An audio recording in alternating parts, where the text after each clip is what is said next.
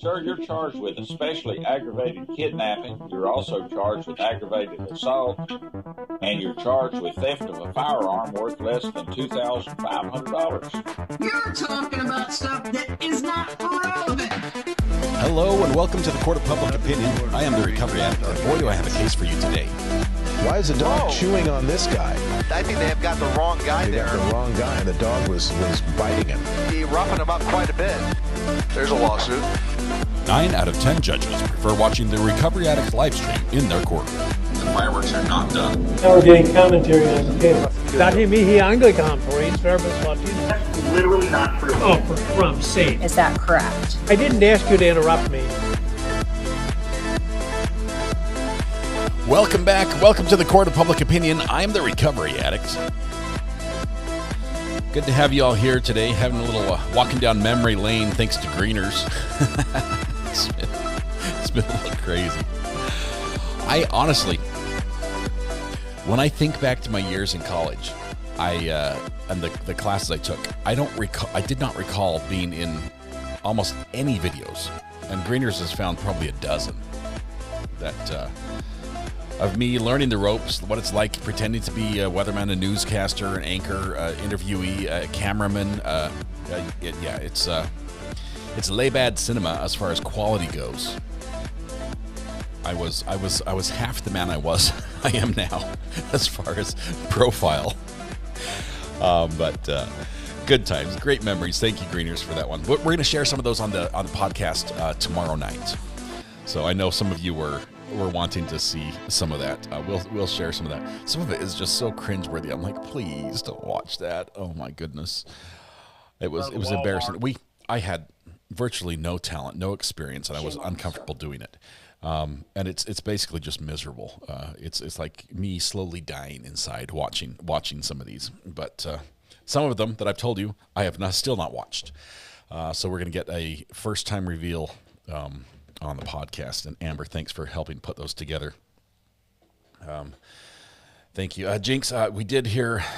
Well, I guess if there is good news when there's an active shooter, it sounds like I heard that there were no fatalities. Is that correct? I'm hoping that is correct, and that the shooter's in custody, which is no one's in danger at this point. So I'm hoping that information I got is correct. If not, prayers to the families and the victims.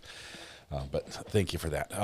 Let's see. We have anyway. So please do join us on the podcast. I'm excited to be thoroughly embarrassed by my cringeworthy performance as a college student pretending to be an anchorman or weatherman or whatever else it was. Join us on the podcast tomorrow night. For the Not Relevant podcast, I get to see me when I was a lesser man, so you could say, or less of, I don't know. There was less of me to see. Let's put it that way. So thank you. When did the intro audio clips get changed? Fun fact. I still, to this day, manually trigger the audio effects after there's a lawsuit. So I trigger the 9 out of 10 judges. I trigger that one, and then I trigger this one. Dati mihi Anglican Police Verbis Latino. And then I trigger... That's literally not true. Oh, for crumb's sake. I didn't ask you to interrupt me. Is that correct? All those are separate, and I manually... I rearrange them almost every time we go live. I try to think of how many different... possible orders they could be in. Yeah, seriously, they're right here. These are the buttons. So is that correct? Is that correct? Is that correct? That's it. I'm telling you the truth. I wouldn't lie to you about that.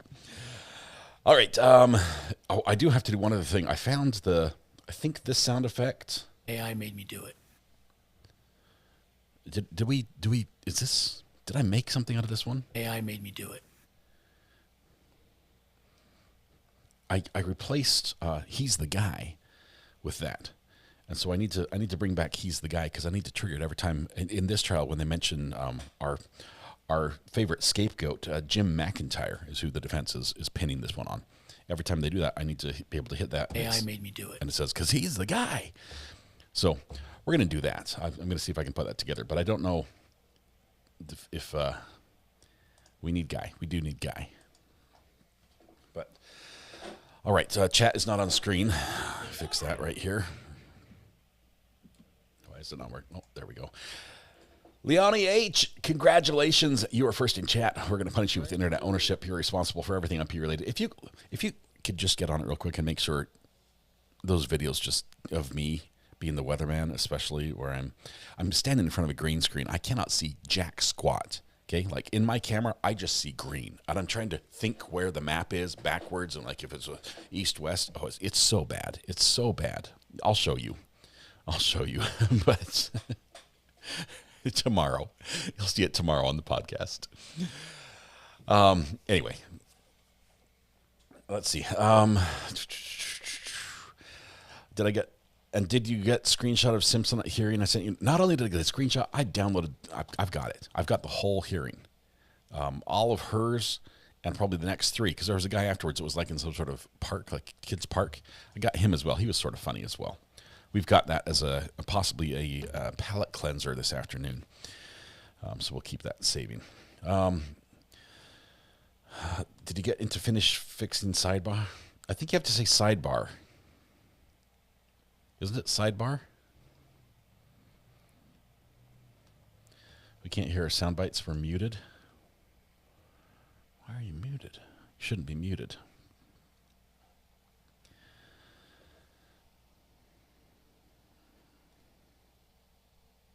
Is it not working? Okay, let me... Happy birthday. You look good. Well, that one's working. Give me a second. Let's see if we can find where the sidebar one is. We'll get that fixed. I thought I'd fixed it earlier. Bring the jury. Check commands.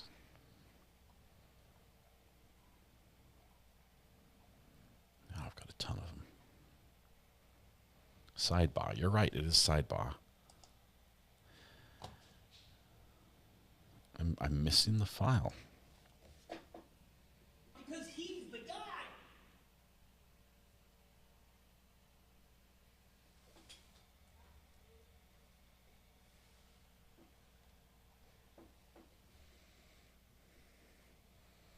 I don't like podiums, Your Honor. Should be on Big Dill. Have them send someone It's right there. Experience. I'm not a camel. Okay, I'm going to share it with my Mac. I'll move where it is. Semantics here. The file was in the wrong spot. There's nothing in the order that restrains you from talking to cats. Thank you. Give me a second here. Sidebar. Don't miss the forest for the trees. It's in downloads. Okay, give me a second. We'll get this fixed here. I think I've got this one's playing, right? Because he's the guy. That one works just fine. Because he's the guy. Okay, so let's close that. I don't need music open anymore. I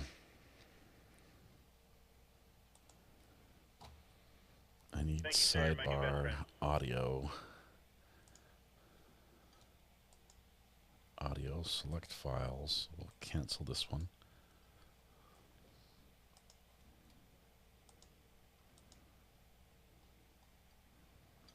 We're in downloads.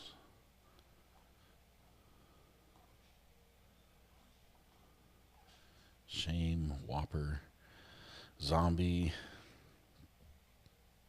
Polo. Happy birthday. Or Pollo. You look good. Shame on you, sir. Hang on, guys. We're getting here. We're not going to miss court either. Hasn't started yet. Apocalypse may be upon us.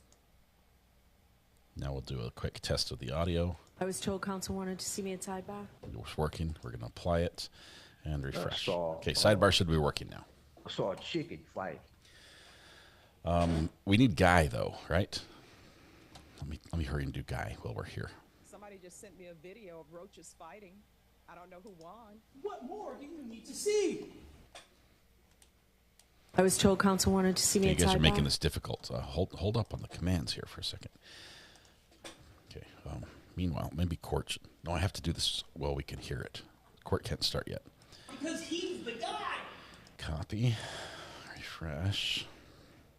Edit. The Guy worked. You did Guy. We already have Guy. We've got it. We don't need another.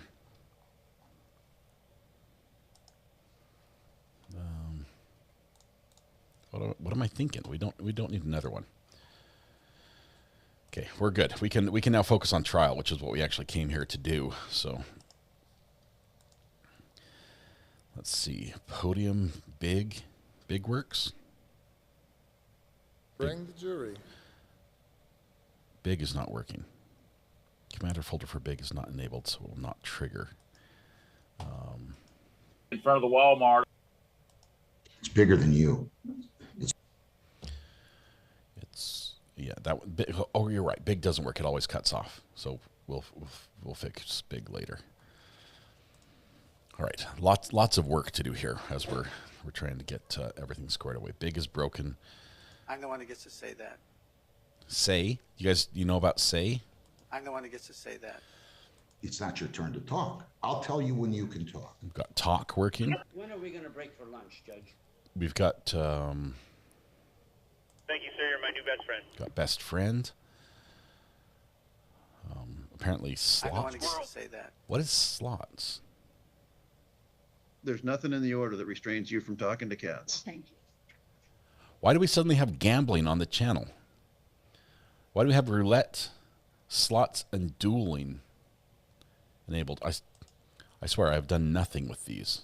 I'm not going to argue about semantics here.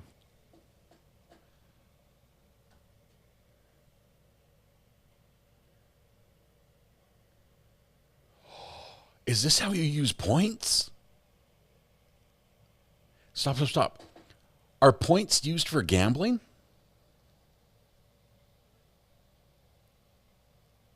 Can you gamble your points?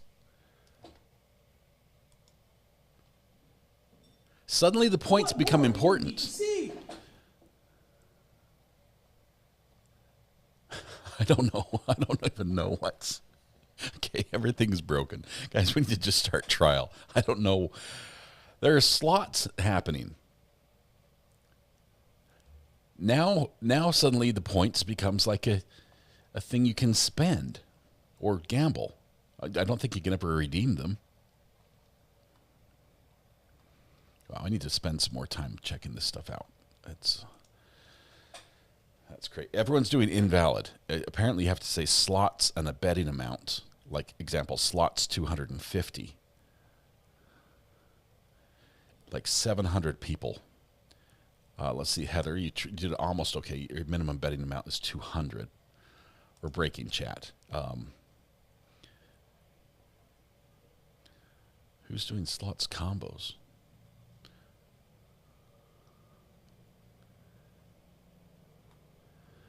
Okay, we might have to turn slots off. Slice. You have to try slots 500. There goes Heather. You rolled Lumia S3, Lumia Kappa, Lumia S3 Astro, and won 400 points. It's working. The points are working. Go figure. Turn it off. Yeah, I'm trying to figure out how to. Give me a second here. Give me a second.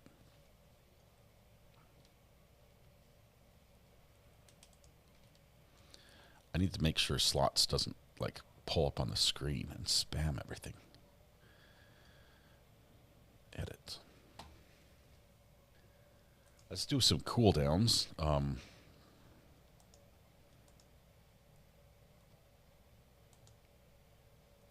Use a global cooldown. And now let Murdoch stall it.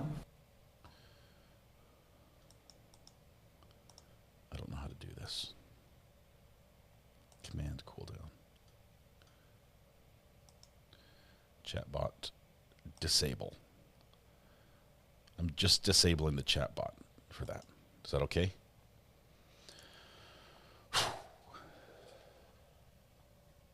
Refresh. We're gonna get this fixed. Apparently this has been here the whole time. So now I think the response is fixed. So like Kelly, you did slots, and now if you check your points, it may be either be up or down. What else? What other feature do I have on this that I pay for and I have no clue about? All right, we're going to be going to court here in just a second. Oops, not that one.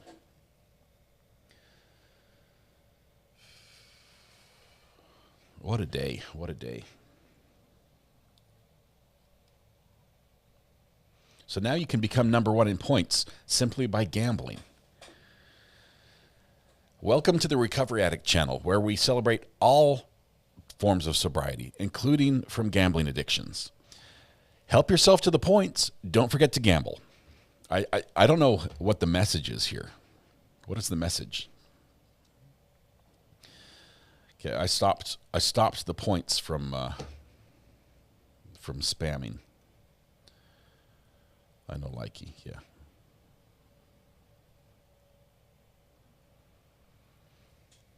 All right. Finally, a gambling function. It's been here the whole time. I didn't know. You didn't know either. So, all right, we're gonna try to. I realize, Camilla, you're absolutely right here. I'm trying to shut these off, like the messages in chat. If I could get the functionality without the messages in chat, I would be okay with that. That would still be like a little fun thing that's happening.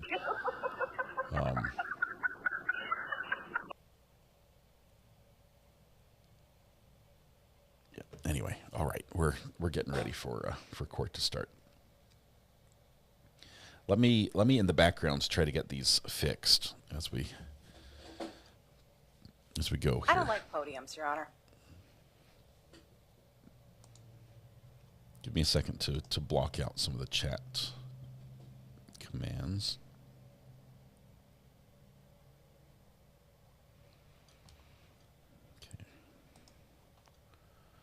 Chatbot disable, apply, refresh.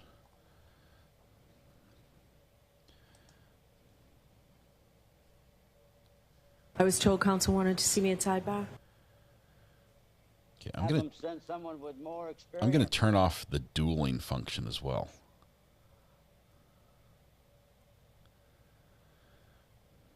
Because you duel somebody for their points, apparently.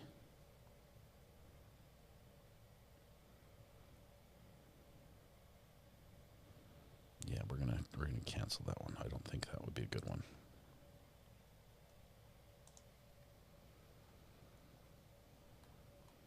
Sorry, you guys, being a streamer is hard. Duel, turn off duel. Refresh. I'm gonna turn off roulette.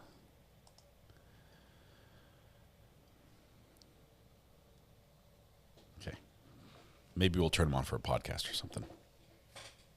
We have just a couple minutes. Actually, we're actually 5 minutes past the point where the judge was supposed to return to the courtroom, and we're going to continue our testimony for the day. We do know that they've had some trouble getting some people here.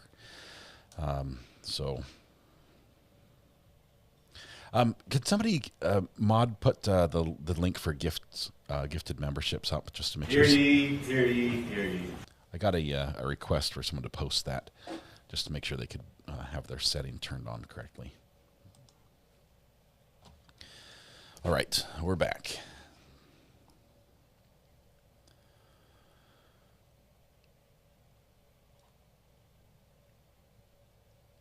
Okay, so it's more under control.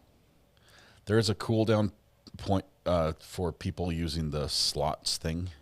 I don't know what the cooldown is. I think. But basically, the idea is to use it every once in a while. So, otherwise it will tell you you're doing it too much. They don't know when the medical examiner would arrive. This could be some rough testimony if it's medical examiner next. Yes, gamble in moderation, please. A Warrior Queen, I can tell you the problem. It's called a global cooldown, which means if somebody else does it before you, let me test it here. Cooldown it's a command cooldown, so I've now changed it to a user cooldown. That means each person has their own personal cooldown, so you can't spam at all. Does that work? Okay. That should be better.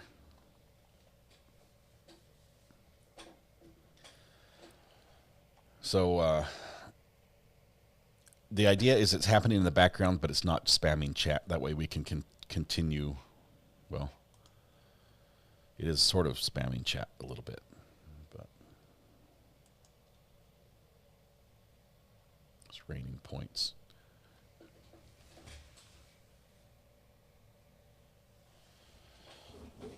Okay, all right. I object. Wait, we can't gamble. I object. We'll look at this later. Honestly, I don't. What is most important to me on this channel, although there's some fun things we can do in chat, is that we can continue having the conversation and the camaraderie that we have in chat. I'm okay with little things in the chat, but if it starts being an interruption and if it makes it difficult to follow conversations and things like that, it's gonna be it's gonna go bye. So, Virginia Little. Have them send someone with more experience. Right. Are we playing games or going to court? That's the thing. We're waiting for court to start. I would ask that when court starts, we do the same thing with those commands as we do with some of the sound effects. Be respectful of everybody else who is following along, and that will be good. Could we vote? No, this isn't a democracy. Unfortunately, it's like a kingdom, and I'm king. I'm King Big Dill, and I make the decision. Yes, please don't bring your video slot machines into the court. In front of the Walmart. Y'all are just a bunch of degenerates. Red Pen, speaking for the channel there in blue. So thank you. Thank you, Red.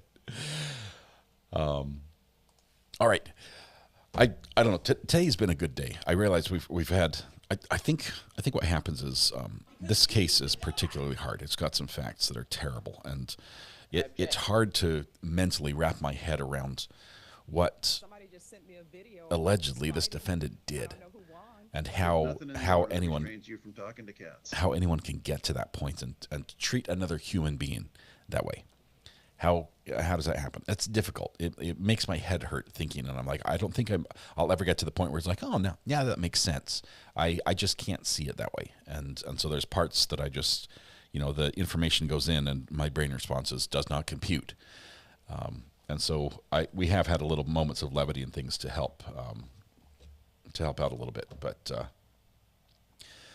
appreciate all of you for bringing the environment here where people feel comfortable and have fun and everything else. So, missed the motive. We are waiting for the motive. We're waiting for the motive. I don't think Georgia requires the motive to be proven. So that isn't, as far as motive, all they care about is, did you intend to kill? And we've got the malice murder charge in there where that's going to be, sort of applicable. But it's going to be interesting. It's going to be interesting. I don't know if we'll get a motive. I don't think we'll get it from the defense because they're saying it wasn't me, right? So they're not going to say, here's why I did it, unless Jim McIntyre really becomes, a key element and is like, there's stories from what was back in the early 80s or something, 70s or late 70s or early 80s of somebody who was literally held hostage and forced to rob a bank with a bomb. Then if they didn't rob the bank, then the bomb would blow up. Maybe it's a plot for a movie. I don't know. It sounds like something in Batman. I don't think that's the case here, although defense might want to say that. And if that's the case, then we could get into some motive issues. But other than that, I don't think prosecution has one that they're going to prove. Let's see. You missed Amber's PSA, but we're announcing our resignations. So. Stand by, going to add a few things to the banned words list. You're going to ban me. Let's see. We've watched worse trials. Why is this hitting you harder? Mostly because of the detail they've had to go into. I think in describing the pictures. We've heard what the bone looks like and how it was sawed through and then sawed through partially and then snapped on the femur and just. It's rough. It's rough. Chat's not on screen. I fixed it. Thank you very much, Josh. Appreciate that. The Brian Wells bank robbery. That's the one. That's the one we're talking about. Ricky C. gifted 10 memberships. Here's something we love to spam chat with. Ricky, thank you very much for your generosity as the names scroll through chat. Congratulations to the lucky recipients. You're all great people. And Ricky just, recognized you for that. All right. I will talk to mods here in a minute. figure out what they recommend.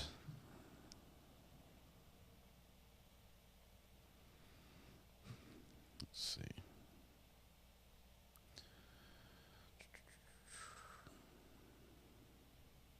Okay, I think we're good. They haven't. Either they all quit or they haven't been saying anything in mod chat, so I think I'm good.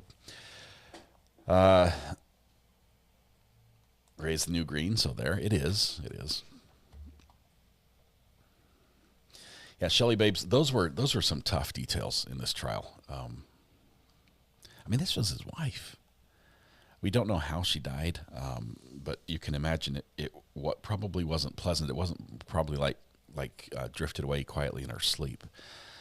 With the fact that at the Airbnb where they were living when she went missing, there's blood on the walls, and there's blood on the couch. It's terrible. Kelly H, welcome. Is court really this late? Yes, it is. It is this late. They're still on lunch break. Kelly, thank you for the super sticker. Just Amber and Josh quit. Well, Red Pen, hope you enjoyed your training days, because now you're on the deep end, thrown in on the deep end, helping with a few others that have remained. Maybe you're wrong, but I think it only shows in chat if you win. Ah. So anyone who says slots and it doesn't show anything in chat, we can just assume they are the loser. We have a temp mod chat. We are discussing other matters. We'll get back to you with our thoughts. The mass resignation. How are they going to rent it out now? This is an interesting question. There are some states that require when you sell a property, if there was a heinous and atrocious type thing that happened there, it has to be disclosed. And now I don't know that which states does do this, and I know there are some states that don't have that, and you don't have to tell. You could probably find it in the news or in a news story or something. But the idea that it's a death house or a crime scene house, some people would definitely not want to be there, and a very select few people would be like, "Hey, sign me up." Ghost hunters, things like that. I don't know. As an Airbnb, I think you'd have to delist it. You'd have to delist it. That would it's too open. It's too available at that point, and you'd have people. I mean, honestly, look what you'd have happen. You'd be like, hey, the cops probably missed this, and they'd rent the Airbnb and have to demolish the thing, looking for more evidence. You're like, look, we can prove that something happened. I bet the cops didn't see it. Did they look here? Just terrible stuff, and it just doesn't work with being a renter. It's not a requirement in Missouri to disclose if you're selling your house. Ashley Oaks, this is the break case. When they say there's a break in the case, we're still at break. It's a traumatized property. Is there a Carfax version of houses that involve crimes? Great business idea, Drama Llama Mama. Let's do this. You and me. Let's get together. Let's make an app. Let's make an app for that and charge people $1 to use it. We'll never have to work again in our lives. Honestly, that's a great idea, a great business idea. Okay, I chat a lot, but my points aren't going over 75. Kaylee, I wonder if it's the rose. I don't know. I know it's tied to your name.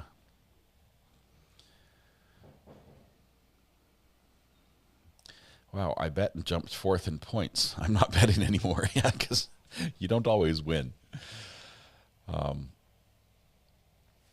Right. Any minute now. LexisNexis had a database called Clue. Wow. I'm sorry, Kaylee. I'm just trying to help. That's it. Well, don't change it. Don't change it. Like Kaylee with the rose is important. A shorts video today. Let's see. Involving horses.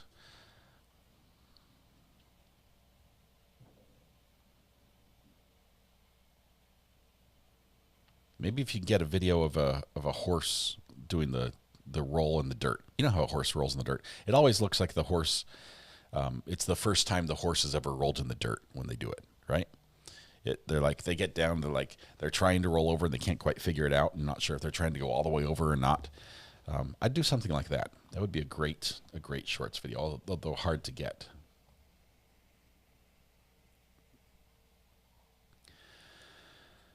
All right. Horses eating bananas got over 29,000 views. Do they eat with the peel on? They eat the whole thing?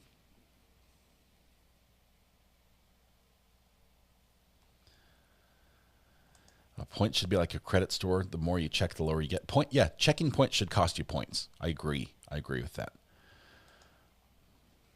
I went to the Recovery Addict channel and lost all my points playing the slot machines. Oh. There you go. That's a great idea. When you get it posted, let me know so we can share it and watch it. Sunshine Sarah, the points are just for fun. We like to do a couple things. Here's why I like the points. There are individuals who are here who have been with this channel since the beginning, who are not in a position financially to support the channel, and that's wonderful. I love that they're here.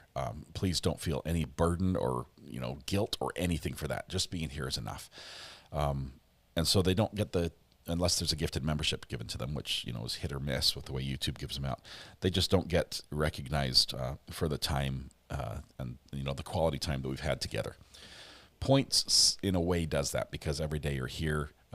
Basically you talk in chat and you've checked in, and the first in chat gets something. It also does reward people that give super chats and I think memberships and things like that, but I don't know exactly how it works.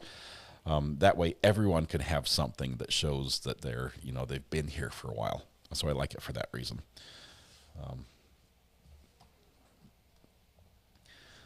All right. Is it open source? It's not. It's a Lumia stream.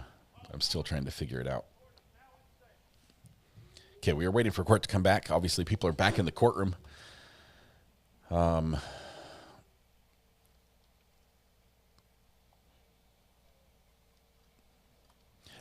I would ask is, we're all here for the same reason, and it's not to have points on the scoreboard. I would ask that when we are watching court, when we are doing things of a heavier, weightier matter that sometimes need a little more solemnity to it, do what you do with the sound effects. Use them extremely sparingly, and just know that your use of those commands impacts everybody. And so just we ask for that. And then also, let's be a little tolerant of people who might be behind on the stream half an hour, thinking we're in a break, and they're like, points, gamble, gamble, gamble, and really we're in the middle of some gripping testimony. So let's be kind to everybody. Mel, thank you very much. Member for 18 months. Well, 18 months went fast. Thanks, mods, and baby mod Red Pen. Red Pen she's brand new as a mod on this channel, but she walks in and just knows what to do. And she's got experience in this, and it's not just because we trained her up on the Top Mark Media channel. She's phenomenal that way. We do dial it back at the right moments, so we ask you to continue doing that. Yep, I've been around a long time. That's wonderful.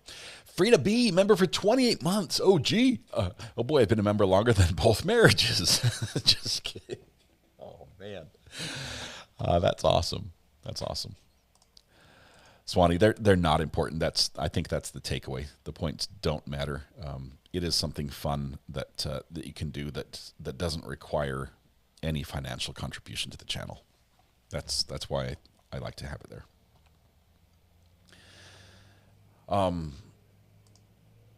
Barb, you post this, and I have to. It reminds me of flying back, going through airport security. Airport security nowadays, they have you put up your driver's license or your passport, and then they take a picture and does this AI matching game to see if you win or not. And I went through security, and there was a line ahead of me, and they weren't moving, so I didn't really move on. But the next lady sort of came to the position, and I had turned away, and I looked back right as she was getting her picture taken, and I laughed, and I said, "I'm sorry, I photobombed your picture." And when I said bombed, the TSA agent just about jumped out of her chair.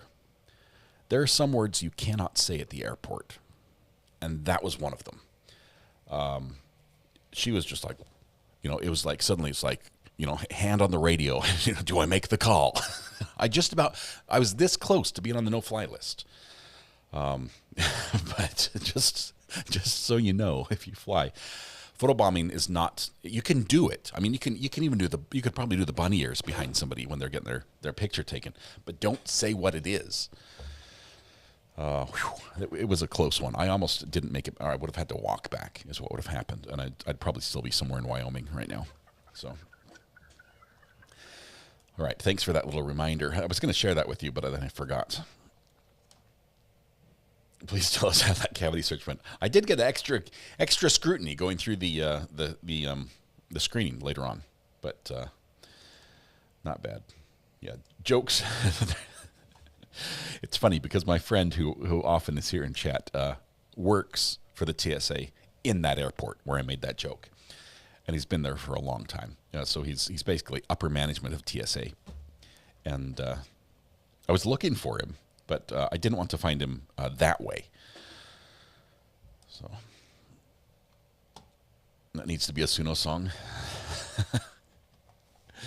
Does anyone watch Little League World Series? I watched a video last night with John Boy. A breakdown of Little League stealing signs situation. I'm not sure if it was from this year or previously.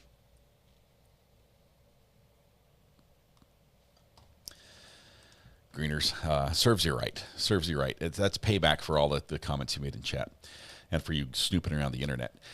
Why did they take your picture? That gets a little bit into politics because that's like ripped from the headlines, politics right now. There's some pushback about the use of AI in security. I used to work for a company that was heavily involved in security, AI image processing, both voluntary and covert. Does that make sense? Like if you want to know who is in the car, in the vehicle that's driving by you on the freeway, that's where my company was involved. It's some pretty creepy stuff. But anyway, I didn't work with them directly on that area.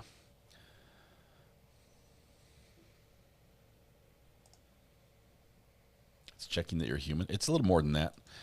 It's checking which human you are precisely and wherever and everywhere else it's ever seen you. All right, give us a minute to have court start. The judge has taken his sweet time. The jury has stretched their legs. They thought they were going to begin a while ago, and we still have not.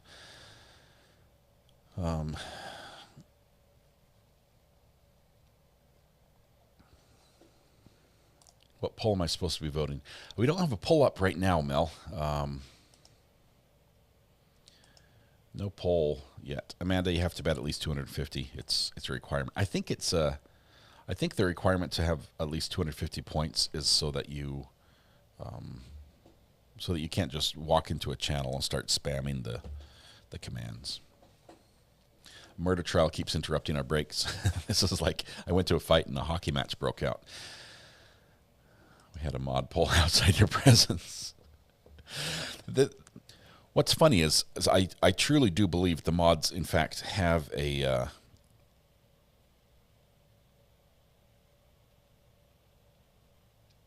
they have a chat that excludes me.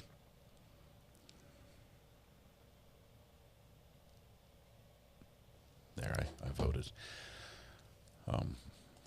Sometimes they need to get work done without the boss knowing, and I realize that, and I appreciate them for that. So you're just realizing that. No, I think they finally just admitted it. I've always suspected that because they can collude and have conversations that there's no record of here. When are they coming back? Carol, they're coming back, funny you should ask, 27 minutes ago is when they're coming back. So we were a little bit of a lull here. We know we were waiting for a witness that was testifying in another case. So that could be interesting.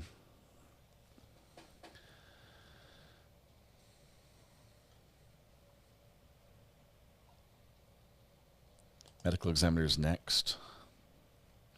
Mary, honestly, we're dealing with it just having fun with each other, like we're doing here. It's heavy, it's important, it's solemn, it's very sad. There are many things about this case that are fascinating and interesting, but I think the ME is basically going to say we can't tell how she died because of how badly the body was treated. So decomposition and everything else.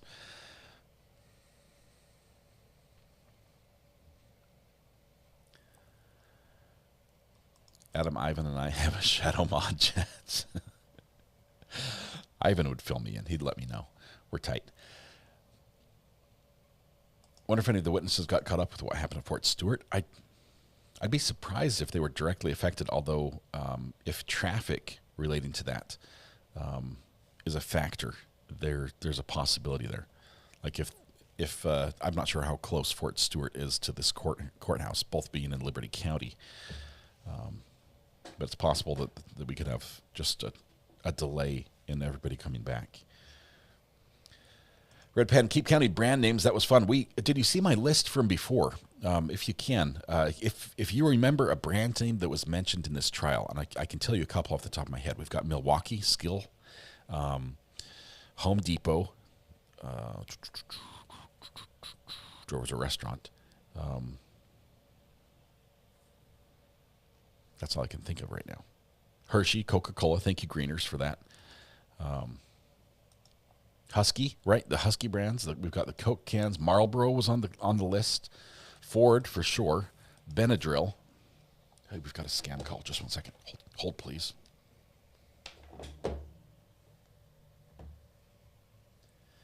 Hello? Hello?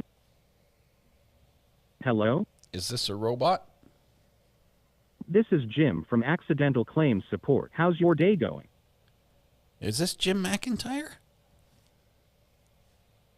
We're reaching out to verify if you've been involved in a car accident within the past 2 years, and the compensation for being injured is still pending. Oh. So you had an auto accident in the last 2 years? So many accidents, yes. We have a team of experienced attorneys who specialize in handling such cases, and they would be more than willing to assist you in obtaining the compensation you deserve. Please stay on the line for a brief moment, and I'll connect you with them right away.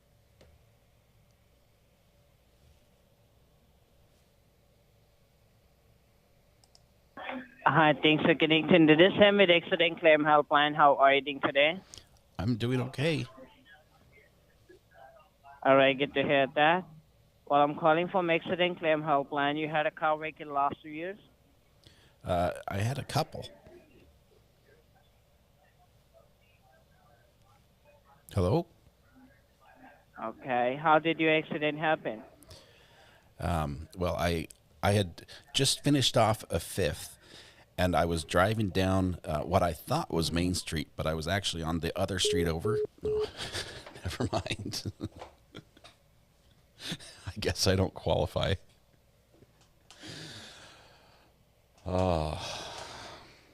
Don't miss the forest for the trees. I was headed to the bar. They don't help with that. Nope. You've been denied. Apparently my compensation has also been denied.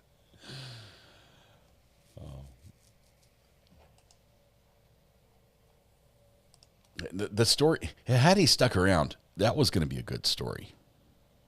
I was going to tell him how I clipped every car on the street, but I didn't notice until, many miles down the road. So remember the magazine subscription, the lady tried to scam you. He's too busy to waste his time on me.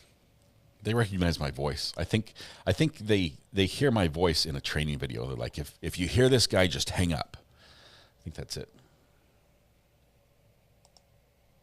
Last happy.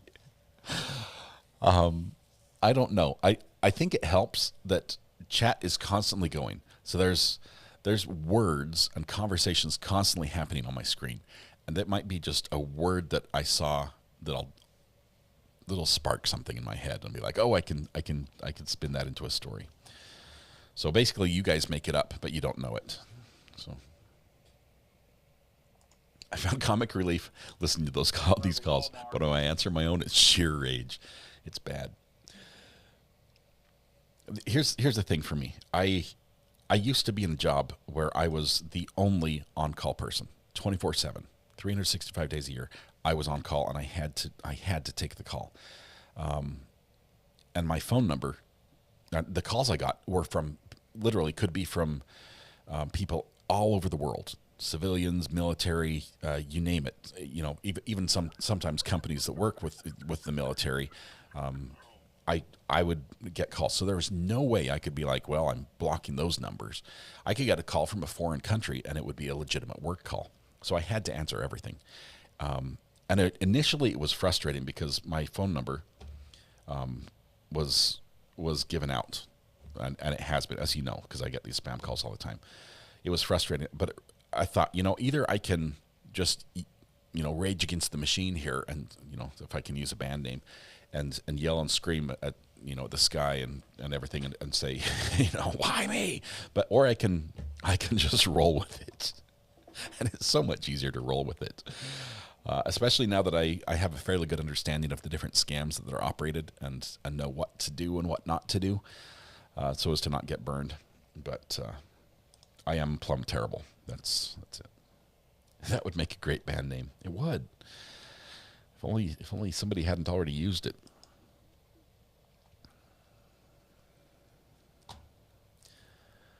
Yes, I'm embracing my inner Dwayne.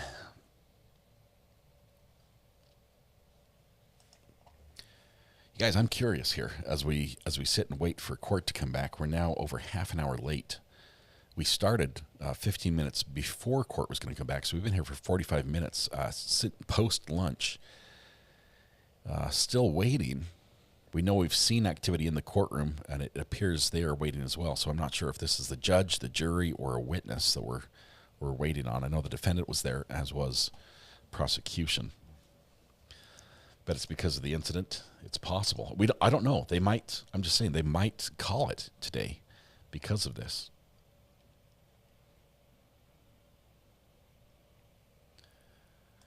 I worked as a telemarketer for a local newspaper. Their hook was a portion of the cost puts newspapers into the local classrooms. And when I learned that the teachers just recycled them, I quit. I actually enjoy reading the newspaper. Like I wish we could still have the newspaper be a thing, right? There's something about the thin paper and the ink and the audio, the ASMR that comes with reading the paper. Plus, I grew up listening to Paul Harvey, so there's something there. It's a lot of fun. Plus, I've always admired good news gathering skills. Both that and terrible wording on titles of articles. You've seen that as well, where you're like, did your editor read that before you published that on the front page of your paper? Good stuff. The smell also was good. Plus, there's so much you could do with newspaper, especially if you enjoy burning things, like I did as a kid. Newspaper was it was your number one tool.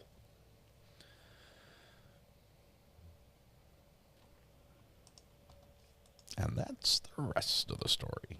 Good day. Yeah, Paul Harvey was amazing. Absolutely amazing. Is metal detecting an expensive hobby? Barb, it's expensive to start, but it's not expensive if you do it a lot. And the reason I say that is because it sort of pays for itself. If you could commit, and I realize this is a lot, but some people devote a lot of time to hobbies. If you could commit 5 hours a week to metal detecting, which is basically 1 hour a day, and never on weekends, you will, and you learn, take the time to learn your machine and go different places, make a good faith effort. I'm convinced that most people, if they live in an area where anyone else ever lived, in say like post 1800s, can pay for their metal detector within a year on that amount of time. It's very easy to find coins, parks, things like that. As long as you have access to ground to metal detect, and you spend some time learning what the detector is telling you, which can be a lot of time depending on the detector. I'll tell you, my first good detector, I paid just shy of $1,000. It was about $900 for, and I earned that back in coins in a year.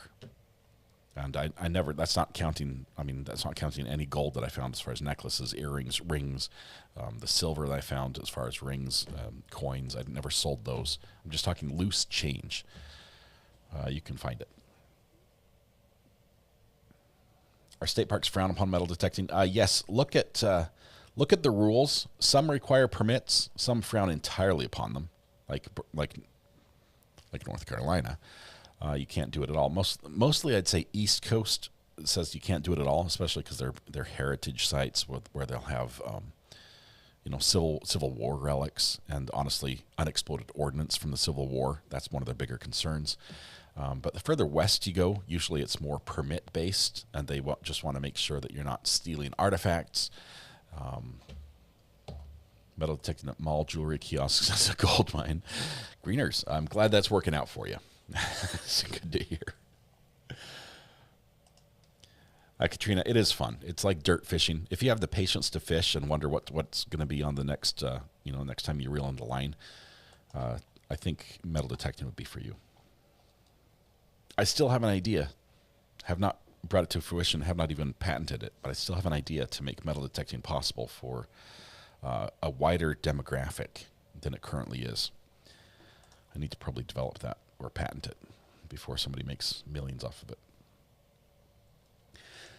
Bree, need to catch up on this trial. I'll give you the short rundown. The defendant in this trial, Mr. Nicholas Kassotis, is charged with murdering his wife and dismembering her body and dumping it in the woods over about a 3-mile area. So parts and pieces in different areas, some buried, some not. Pretty terrible. This was his second wife.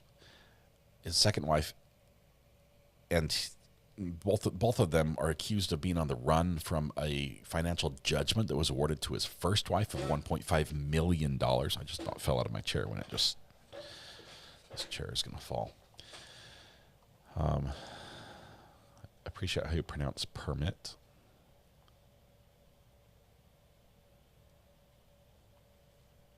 Is there a different way to pronounce permit?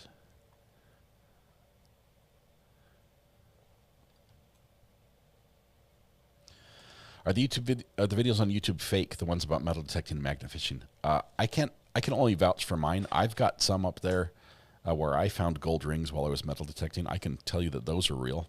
I found gold coins metal detecting. It was real. Well, gold coin, one. I found cell phones, vape pens, just millions of weird objects. I'd say it's real. Magnet fishing and metal detecting, both good hobbies. You'd be amazed what's in the ground that people miss. CC says, great to see y'all finally. Member of the gallery for 28 months. CC, thank you. Thank you very much for your continued support. Let's see. I hired a company to patent a hot dog slicer that I designed. They took me to the third stage. After 2,500, they said they couldn't help me anymore. But 1 year later, a hot dog slicer was on rig. Ooh. It's terrible.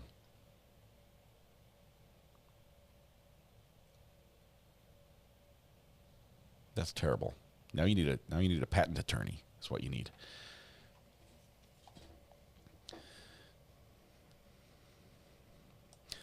The judge did say the ME was coming from another court. It may have gone long as far as examination or cross-examination. See, I bought a metal detector for both myself and my grandson, and once I figure out where I can go in Toronto area, we're going to go out and see what we can find.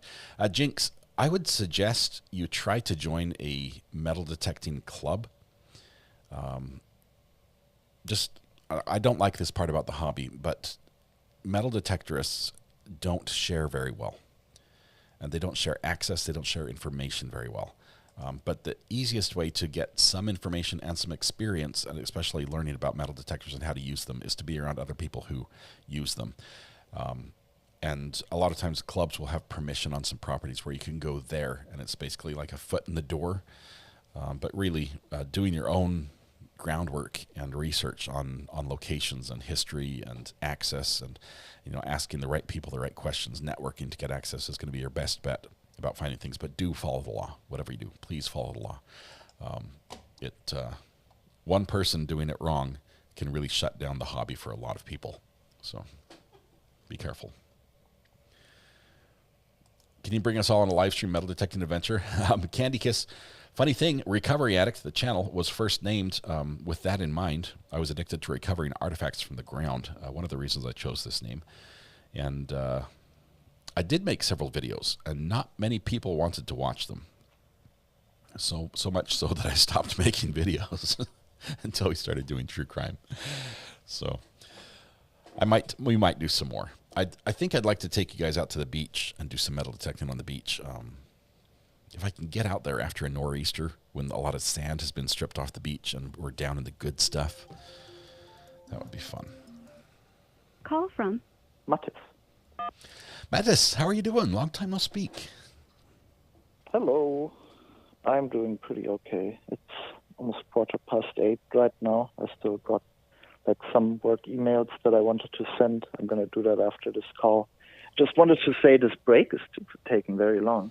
Long time. This whole trial has been full of long breaks. I figured if I called it then faster. That's usually what fixes it. Oftentimes we've had trials where we have lengthy sidebars, which are frustrating because we're like, any moment now they're back. Now we just don't know what's going on. So I guess that's a little bit worse. But how are you doing? How's your weekend? Pretty good. I have the next 2 weeks off from work. So I'm just going to do nothing and play with cats. Film it. Put it on the internet. Maybe take some walk. I think the raining season is ending in Germany, so I'm just going to take some me time and watch murder trials. It's a normal thing to do. All of us here can relate. Yeah. There may be other people who said, you do what? But no, that sounds cool. Well, I hope your cats enjoy the time they get to spend with you, and you should probably take some pictures or videos and share with us. So, because we like I pets. sent you some pictures on the burner phone at some point. I'm not sure if you get those. I cannot respond to any foreign texts. I see. My burner phone does not. But can you read them? As long as they're in English. Let's see. Okay. Here we go.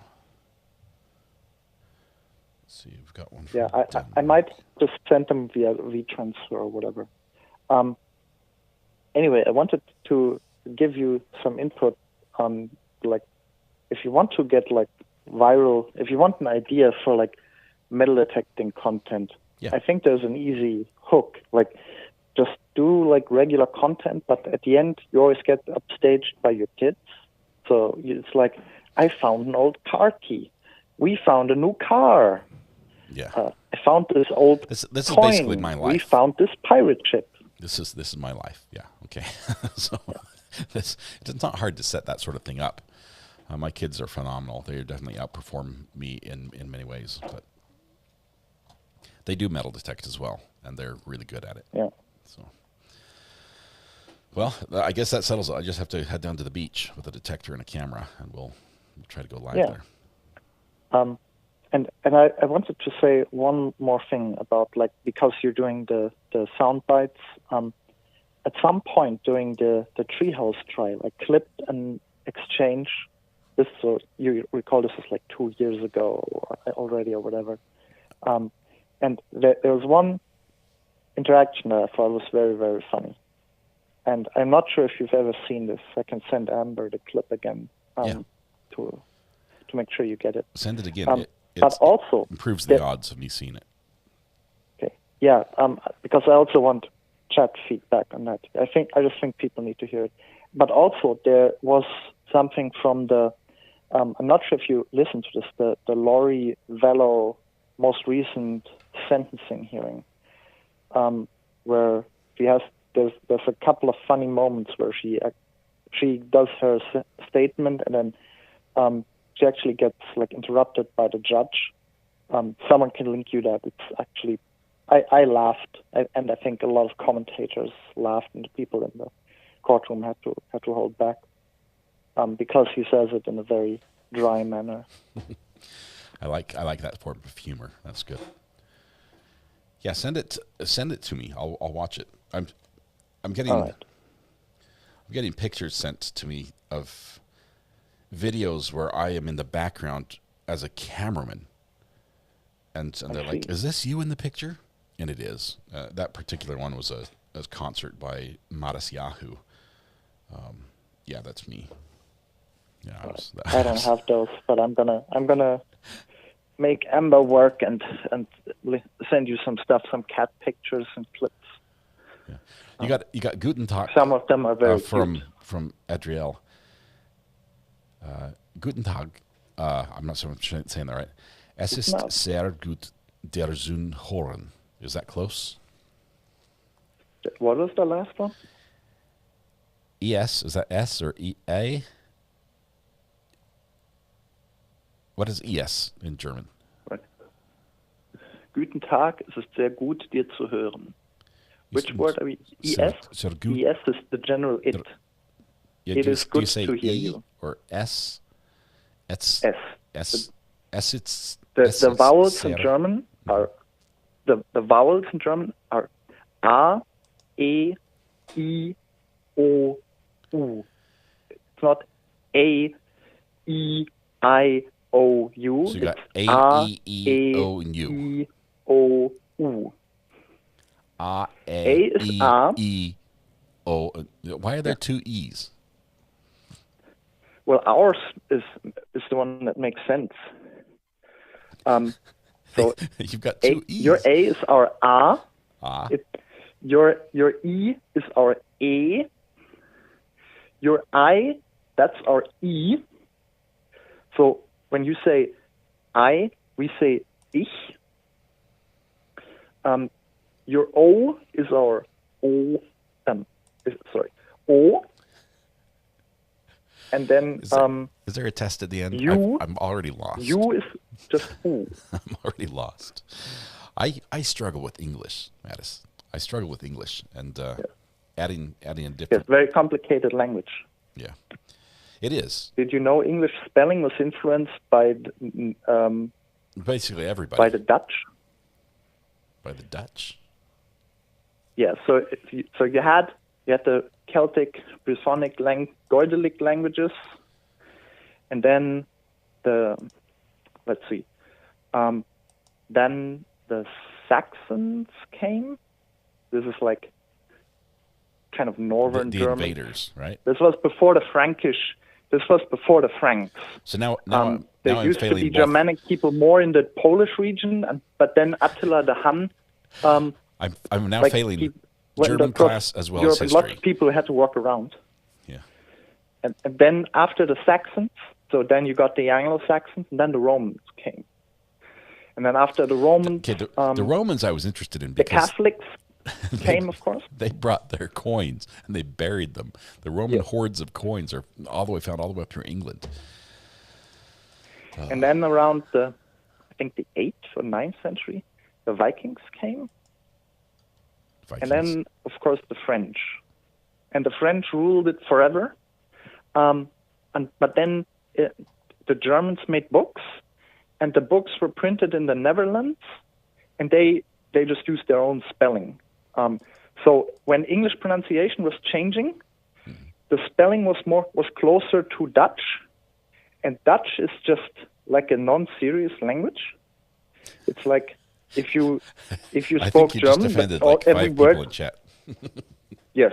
So if you were German but you really liked saying smørrebrød, that's what Dutch sounds like to me.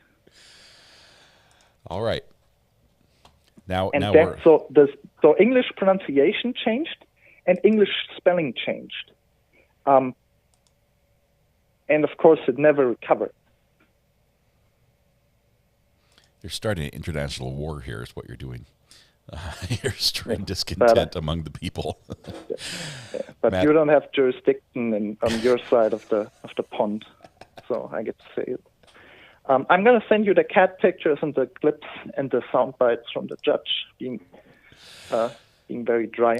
Mattis, thank you very much. I appreciate it. As always, proving that you are a scholar in many, many topics. Yeah. Appreciate you, my friend. We'll see you. Yeah, the cat wants attention. Yeah, I heard be that. Taking care of that. Have a great day, We'll see everyone. You. Bye. Bye. Oh my goodness, he's great. He's great. So much smarter than me too. I'm always intimidated when Mattis calls because any topic, if he's deemed it important to call and talk about it, I already know he knows more about it than I do. Even if it's like my own country's history or something like that. Lots of fun. Also, a long time supporter of the channel, Mattis. Thank you very much. All right, we are still here. 1 hour in. They are late, very, very late. Do you know what the delay is? Are they still waiting on the witness? I'm going to check some of the interwebs and see if we can find an official reason for the delay. And let's see. Oh, by the way, I noticed the. We're not going to follow this trial because it's an essay trial. It's about grape, but the guy that was in the escaped to Scotland and got extradited back to the U.S. and then said that's not my name, was talking like in a British accent and pretending he was somebody else. His trial starts like in a week or so. So that's coming here soon.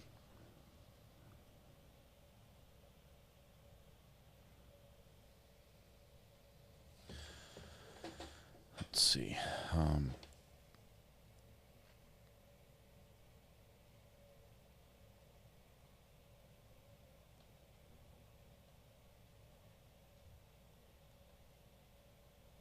Not sure if it's televised. If it is, it's probably going to be KUTV2 or KSL5 that cover that one. The runaway husband, yeah.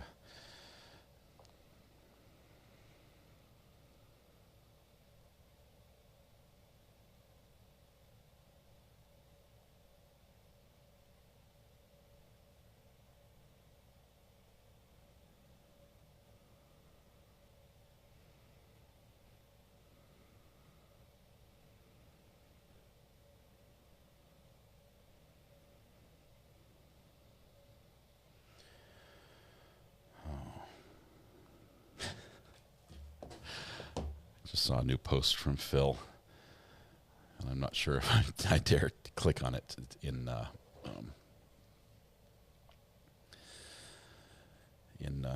well, I'm watching this live. Oh, I'm in that one too, apparently. Red Pen, remember everything that happens in Mod Chat stays in Mod Chat. That's very important. We had a long lunch, now almost an hour late. Oh, here we go. We're back. This is it. Candy Kiss. We're just waiting for your comment, and here we go.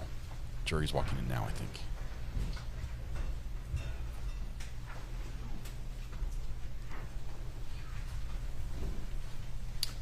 All right, everyone, please be seated, and please call the next witness.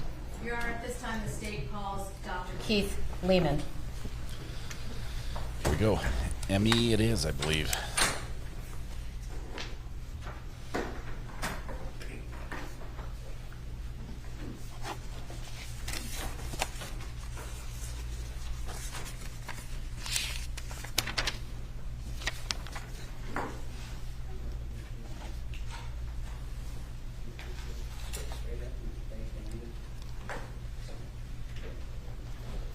Good afternoon, Doctor.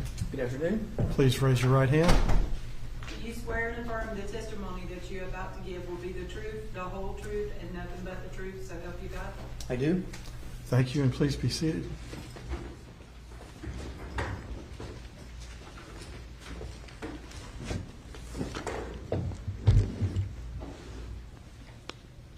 May I inquire? Yes, ma'am.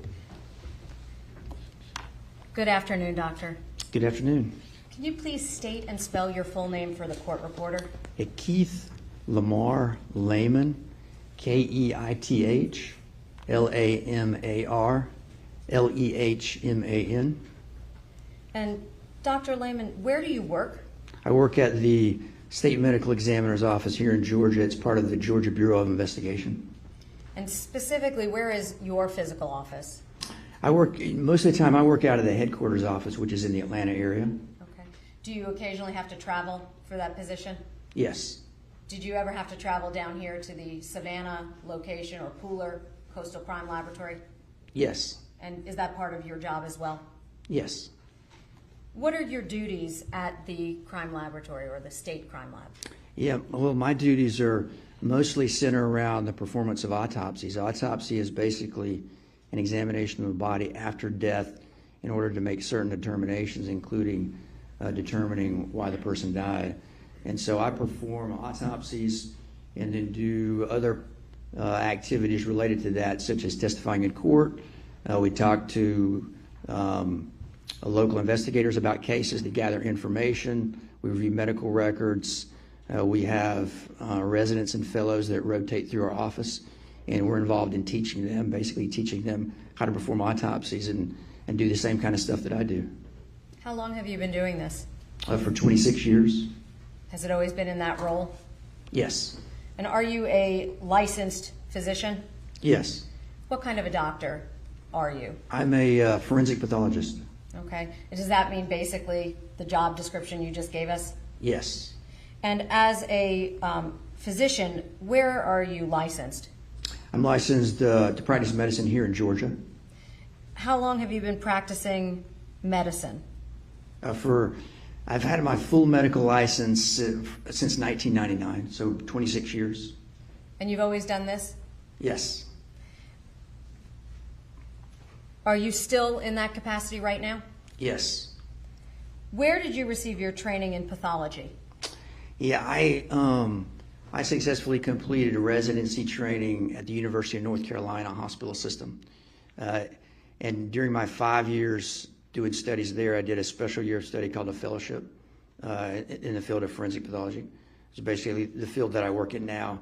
And then after my training in North Carolina, I did another year of training, this time at the Fulton County Medical Examiner's Office in Atlanta, which was another year of fellowship training in forensic pathology. And can you explain to the jury the difference between a forensic pathologist and a coroner? Yeah. In Georgia, the coroners are elected officials. The coroners are usually not physicians. They are involved with the county coroner's office. So they're like the first line of investigation of a death, along with oftentimes the local police agency. So the coroner is involved in doing the initial death investigation, and then if they feel like an autopsy may be warranted, a forensic autopsy may be warranted, they'll call us at the state medical examiner's office and talk to us, and then if we agree with them, we'll have them send the body to us, and then we'll perform an autopsy. One of the medical examiners in our office, one of the forensic pathologists, will perform an autopsy. And then at the conclusion of the autopsy, we will give our opinion as to what caused the death, and then we'll let the coroner's office know, and then the coroner is the one who fills out the death certificate. So you don't personally prepare the death certificate, correct? That's correct. Okay. And if the coroner has a body that they want you to consider, they would reach out to you? Is that what you said? Yes. And is that always the procedure? Yeah, almost always. Sometimes we'll get notified about a death by law enforcement, but the vast majority of the time it's the coroner's office who gives us the information and asks us about the case. Okay.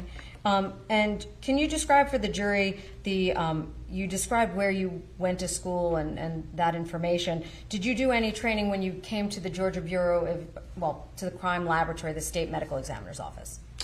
Well, in my last year of fellowship training at the Fulton County Medical Examiner's Office, which is in the Atlanta area, I rotated over to the GBI for 2 or 3 months and did some of my training during that year at the GBI. And was that all that experience that you just described? Was that prior to you starting performing autopsies? Yeah, well, we as a fellow in training, we do perform autopsies under the supervision of some of the medical examiners there. But that was before I started doing unsupervised autopsies. Okay. And at some point, they basically cleared you to do it on your own. Is that right? Yes. Okay. And how long have you been doing that now on your own? For 26 years. Okay.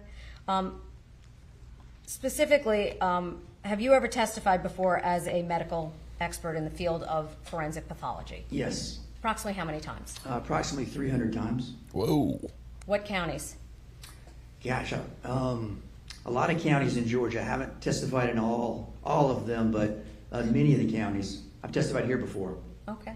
Have you ever been denied expert status as a forensic pathologist? No. At this time, Your Honor, I would seek to introduce this witness 300 as a times. forensic pathologist expert. No question. And it's just part of his job. He doesn't get extra money for that. Qualified is an expert in the field of forensic pathology.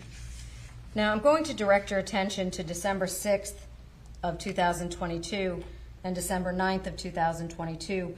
Were you called upon to perform an autopsy on a person at the request of Special Agent Tracy Sands of the Georgia Bureau of Investigation and the coroner in this county?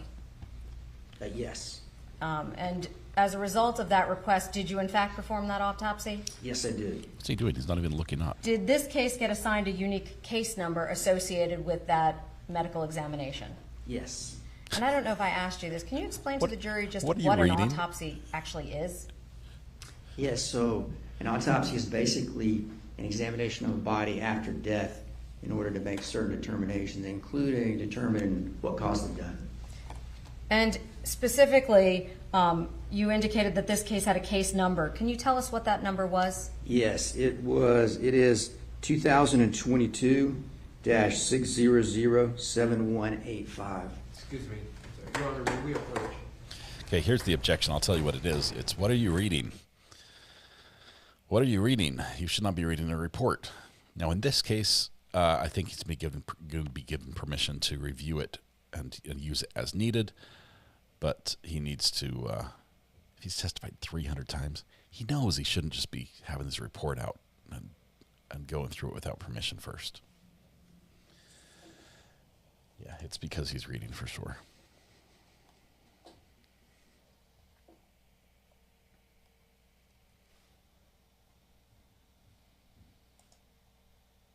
Is that case number unique for each autopsy you perform? Yeah. Each case that we go with, each autopsy gets its own number. And is that the same in every crime laboratory in the state of Georgia that you work with?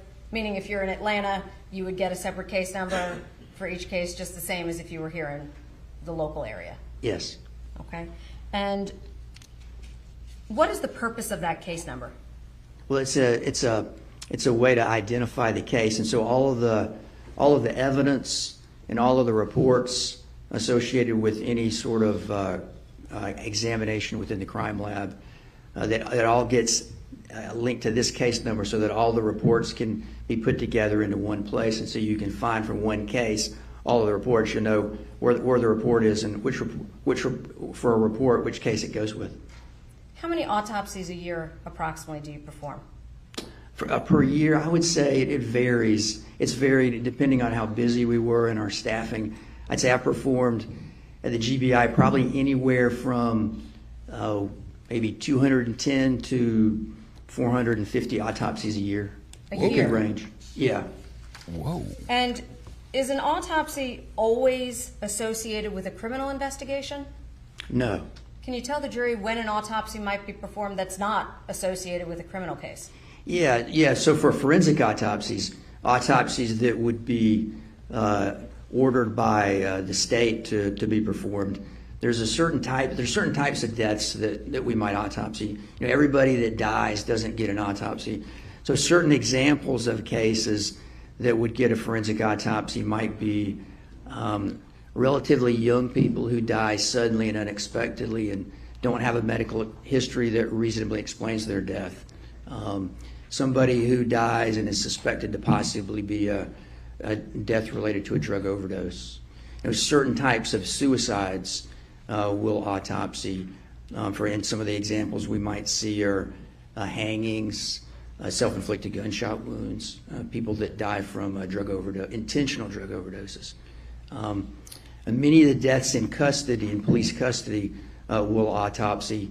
And then deaths that are suspicious, in other words, deaths where the case appears to be or appears to possibly be a homicide. Those are autopsied as well. So those are some examples of the types of cases that we might bring in for autopsy.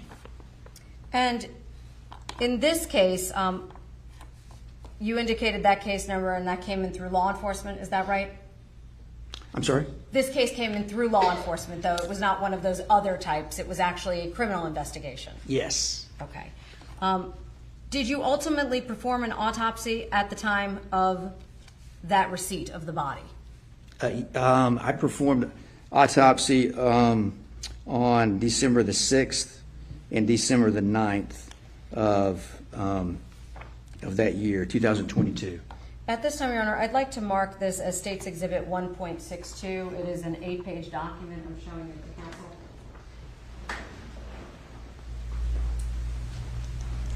May I approach, Your Honor? Yes, ma'am. Kikini, I'm sorry. I'm so sorry. Take a look at that, please, Doctor.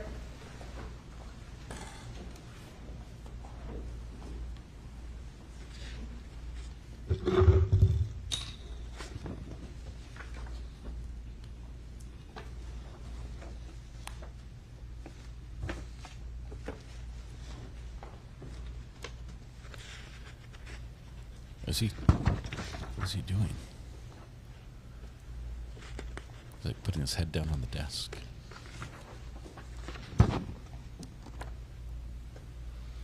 I guess he can't perform, 450 autopsies a year and not become just a little bit quirky, right? Don't most of these medical examiners have a couple interesting little quirks at some point they develop?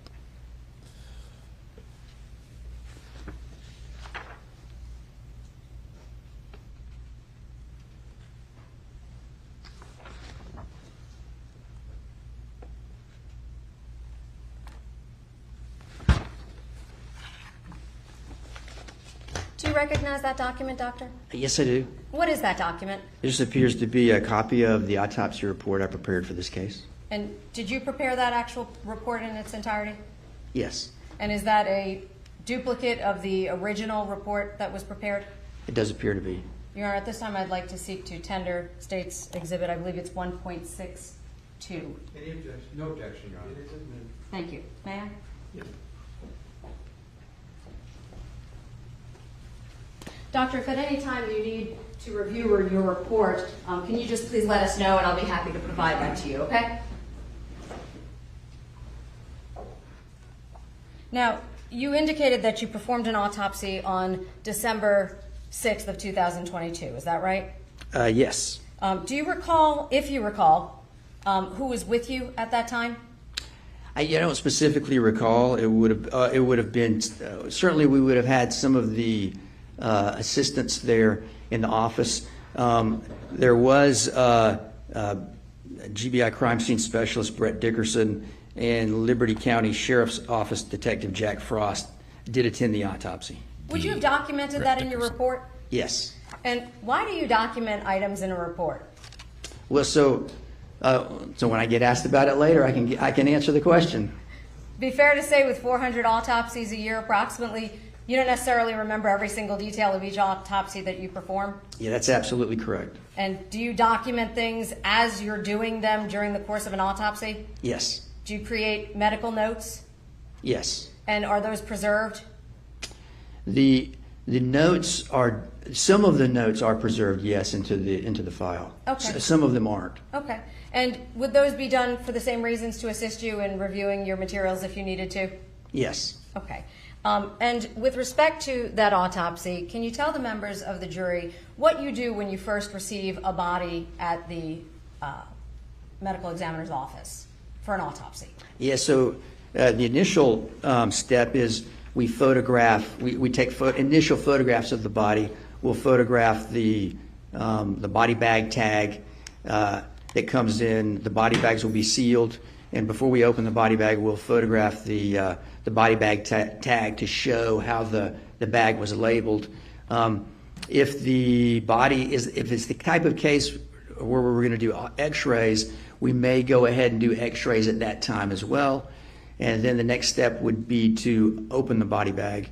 And then really before we do any significant manipulation of the body, we'll go ahead and take photographs again just to document the condition of the body, as it was when we started the autopsy. And then after that, we'll begin examination of the body, which may include, depending on the case, recovery of evidence. If there's clothing on the body, we'll remove the clothing. Sometimes there's medical devices on the body from a person receiving emergency medical treatment. We'll remove those and document those things as well. And then we'll do the external examination, basically looking at the outside of the body. We're looking for any evidence of natural disease or trauma or any other findings that might help us understand what happened to the person. And if we find potentially important things during our examination, we'll stop and take photographs of those. And can you explain to the jury what a medical placard is? A placard is it's basically a structure where we can put some sort of inscription. We use a placard basically as a label in our photographs, and some of our photographs that shows the case number, the unique case number for this case that we were talking about before.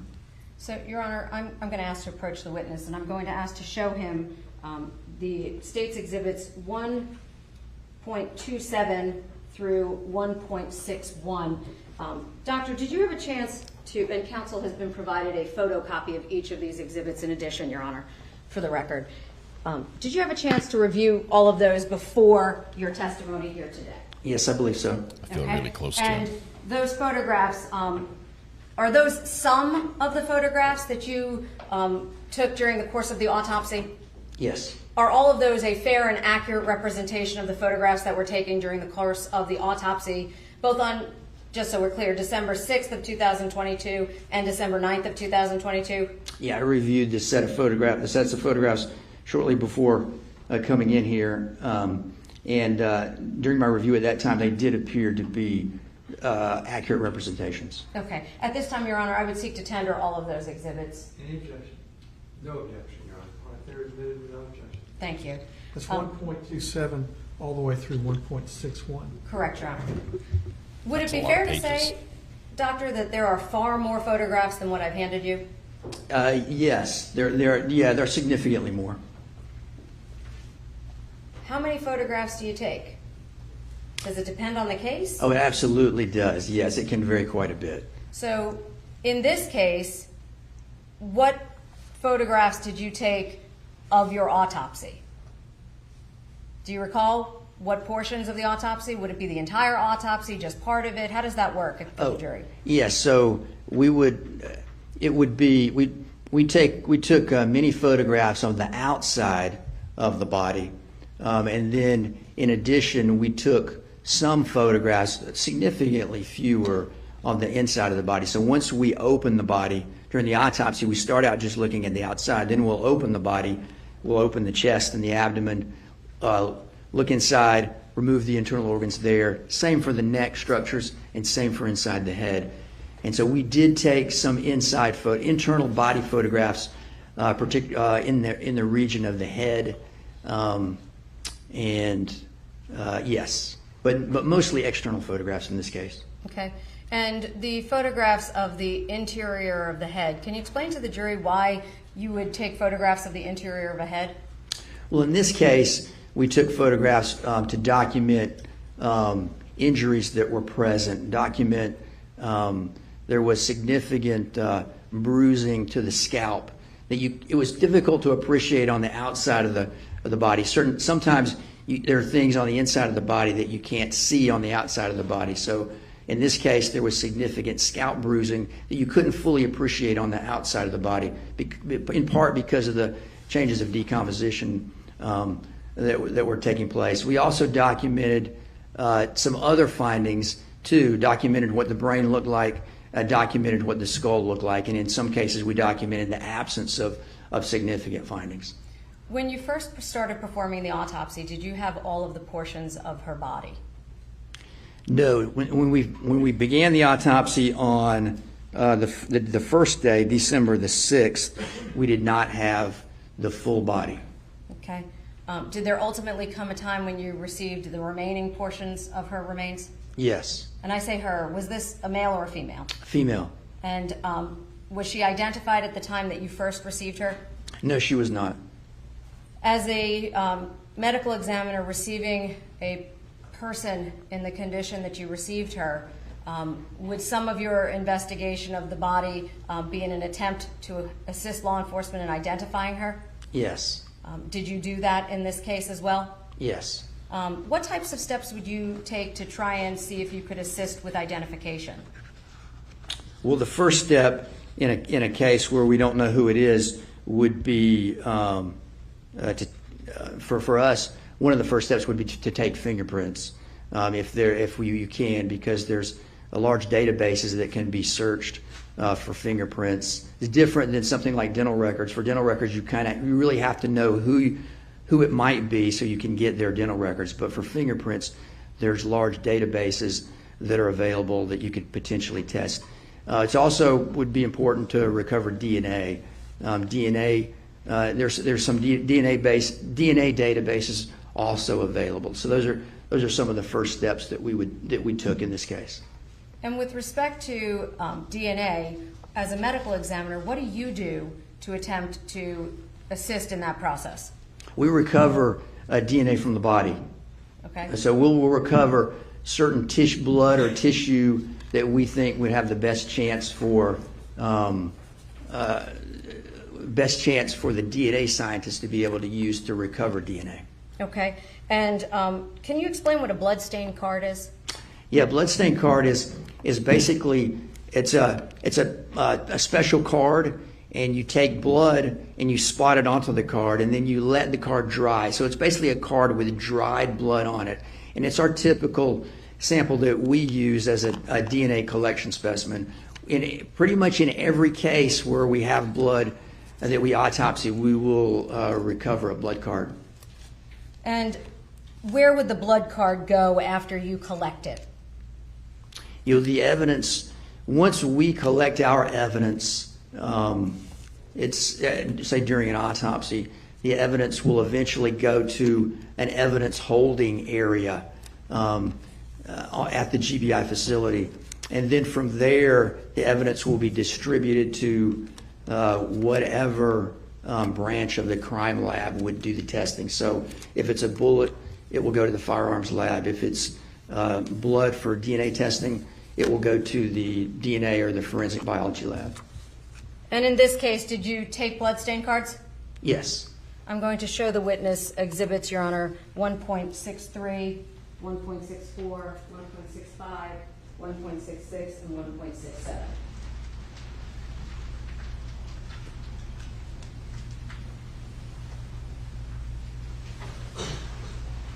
May I approach the witness? Yes, ma'am.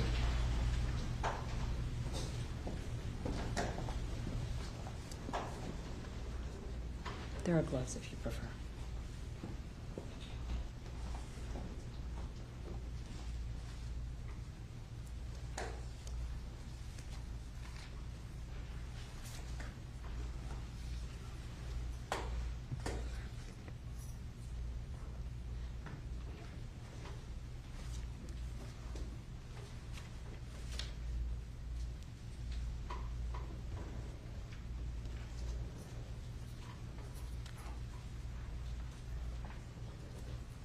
Do you recognize the labels that are affixed to each of those exhibits? Yes, I do. And how do you recognize them? Yeah, they have inscribed the unique case number for this case, and they have an inscription indicating what's present inside the envelope. Okay. And are those, in fact, the actual bloodstain cards that you prepared and submitted to the crime laboratory for analysis? Yes, they do appear to be. Your Honor, at this time I'd seek to tender State's Exhibits 1, 6, 3, 4, 5, 6, and 7. Any objection? No objection, Your Honor. They are admitted. Thank you. Why are there 5 cards? There are 5 cards because the body was received in 5 pieces.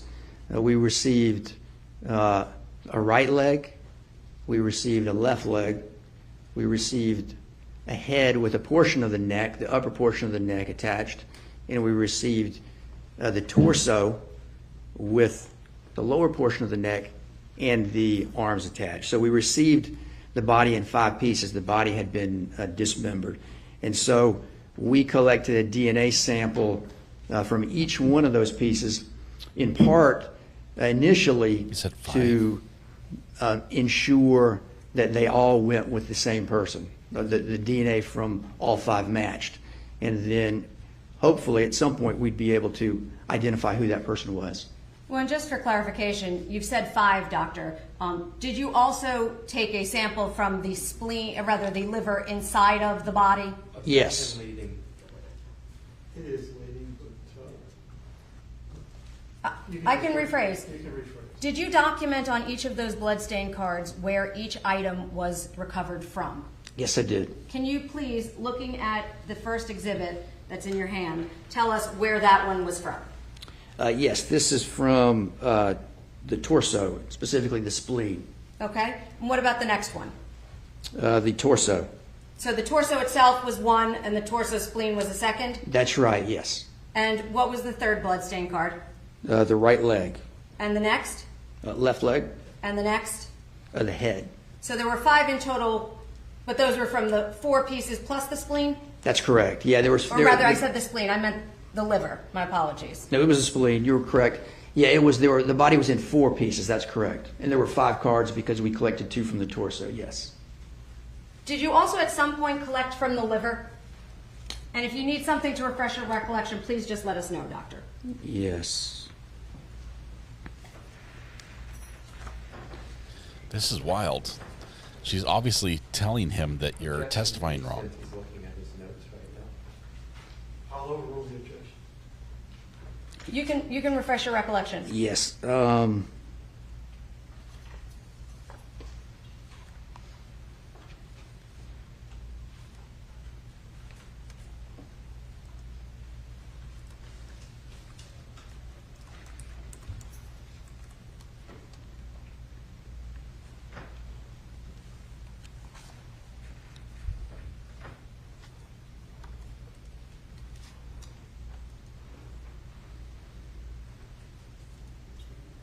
Yes, we did collect liver, along with other substances that we would potentially use for toxicology testing. Yes. Okay. And all of them would have been prepared in the same fashion? Meaning a bloodstain card and then preserved in the way that you've just shown us? No, the specimens for DNA that we talked about here would have been prepared on a card. The liver, we would have actually saved a relatively small portion of liver, the actual tissue, and saved it and kept it refrigerated for toxicology testing, a different kind of testing than DNA testing. So, Tanisha, try again.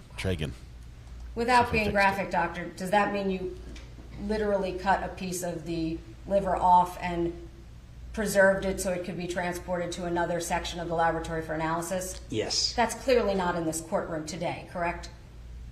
As far as you know? As far as I know, yes. Okay. But that is something that you did in this case? Yes. Now, when you first testified, you talked about a placard. Your Honor, these are now in evidence and I'd like to publish. That's off, correct? Can you please turn that on now?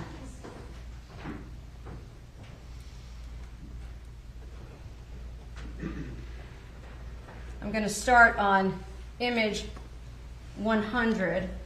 And counsel, if I may approach her. Yes. I'm going to start on December 6th with the first image in front of you. Just for the record, so I'm clear, Your Honor, I'm referring to slide 100.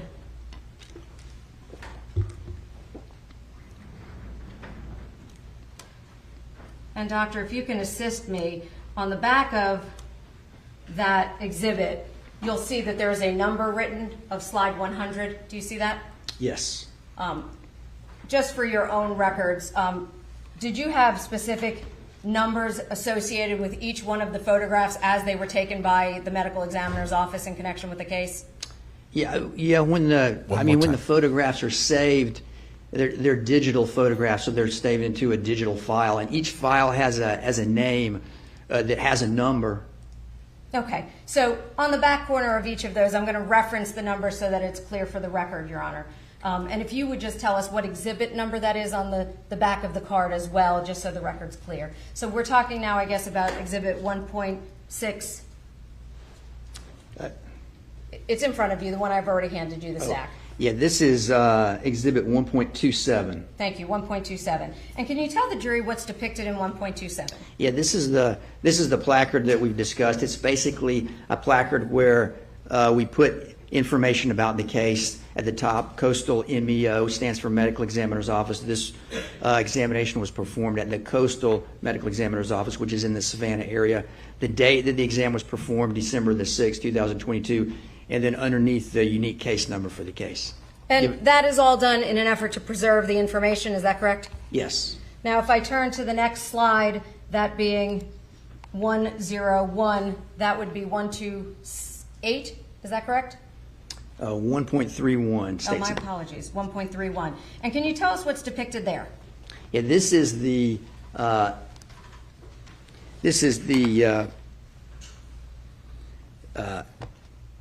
label that was on some of the remains were received in a plastic box, and this is the label adjacent to the seal. It shows what the label how the label was inscribed by the individuals at the recovery scene. So that's not your writing, that's the condition it was received in? Yes. Okay. And you testified earlier that these items come in sealed, is that correct? Yes. Does that display the seal that you were referring to? Yes. Okay. And with respect to this, you indicated there were 4 portions of the physical body. Would this have been one portion? Yes. I'm now going to slide 103. That is State's Exhibit 1.28. And what is depicted there? This is the photograph of basically the seal and the label put on the body bag, the closed body bag. It's when a body bag has 2 zippers, and when you open the body bag, you spread the zippers out, and when you close it, you bring the zippers together. So the zippers are together here, and the seal and the label are through those 2 zippers, and it shows how the label was. The handwritten label there was labeled by the individuals at the body recovery scene. Okay. And I'm now turning your attention to slide number 106. And what exhibit number is that for you? This is 1.29. And what is depicted there? This is the torso of the decedent. It has the chest and abdomen, the very upper portions of the thighs, and it's got the arms. And it's discolored because it's covered in mud. And then the handbags have been placed around the hands, which is a routine procedure done in potential foul play cases to preserve evidence that might be present there. Okay. And what kind of bags did you say those were? Those are brown paper bags, but we call them evidence bags. Is there a reason that they're paper? Yes. Plastic. If you have plastic bags, can result in degrading of some of the underlying evidence. So paper is used. Okay. And this body does not appear to have clothing, is that correct? That's correct. Is that the condition it was received in? Yes. So it was fully naked? Yes.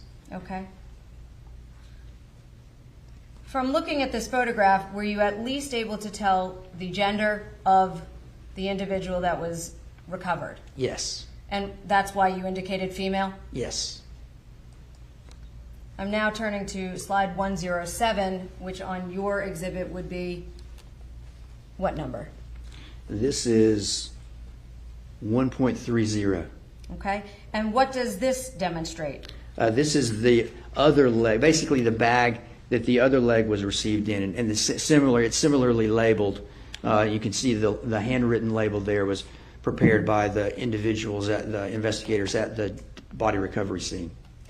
And if a body comes into the medical examiner's office as an entire person, how many body bags would that come in? One.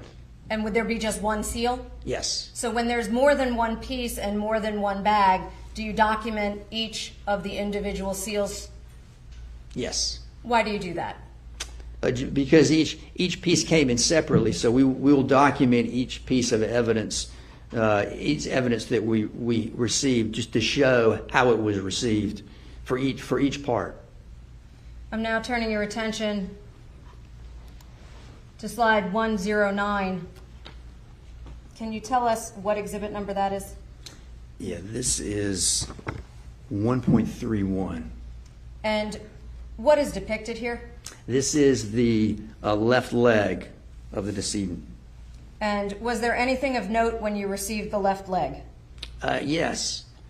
Yeah, there are numerous fly larvae known as maggots on the leg and around in the body bag with the leg. There's discoloration, largely related to likely fly larva activity.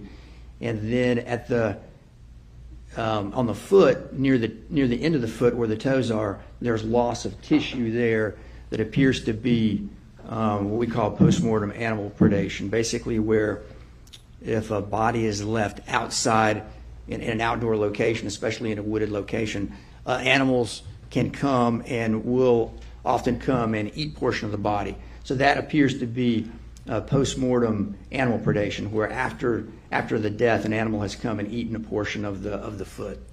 So as part of your investigation, is it your responsibility to determine what may have caused each of the individual deformities to the body?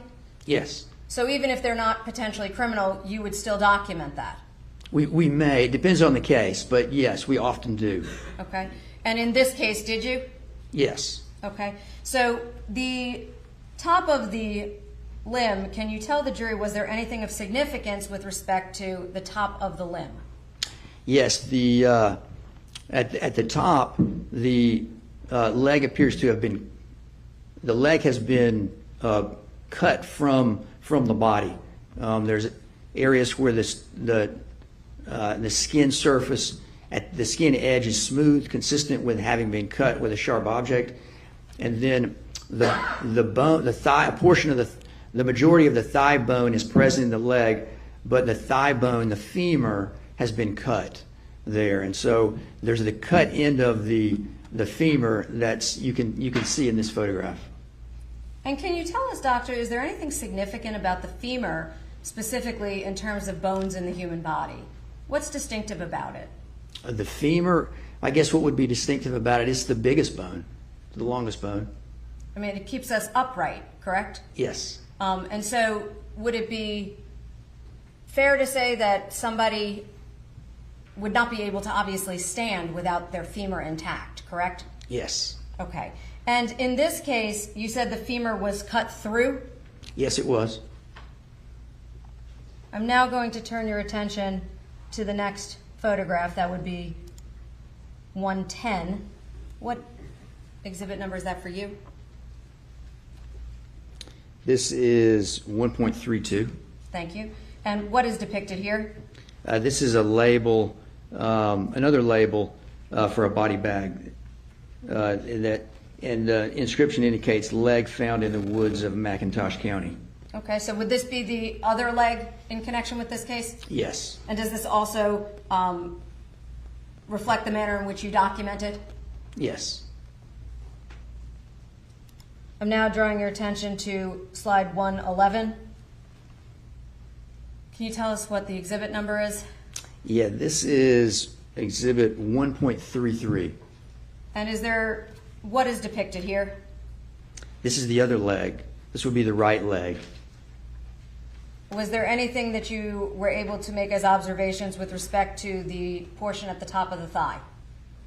Similar to the previous leg. The majority of the femur, the thigh bone, is present, but the upper part of the thigh bone has been cut across. There's similar to the other leg, and similar to all the amputation margins, there's decomposition. There's more advanced decomposition right at the margin of where the amputation has occurred. So there's discoloration there that's a result of postmortem decomposition, and there's fly larvae on the body here on this leg as well. Can you explain to the jury how decomposition perhaps looks different at different portions of this leg? Why that would be? Yeah, the decomposition is more advanced at the place where the amputation was. It may be that there's more. It's a more suitable environment for fly larvae to attack, and also it may be less resistant to the changes of decomposition than the skin. The skin may be a little bit more resistant than exposed other tissue. You can see there's discoloration on the other part of the leg, likely related to fly larval activity, but the exposed tissue is more affected. Your Honor, may we approach?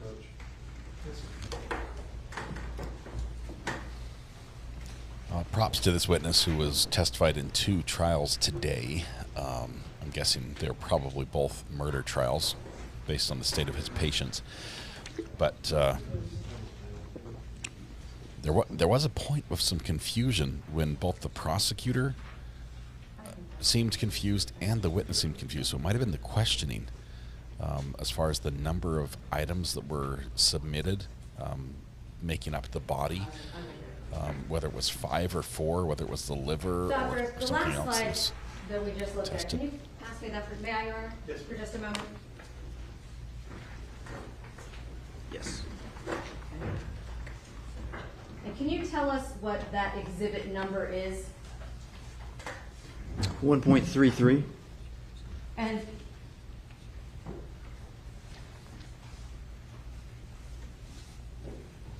may I approach? Yes.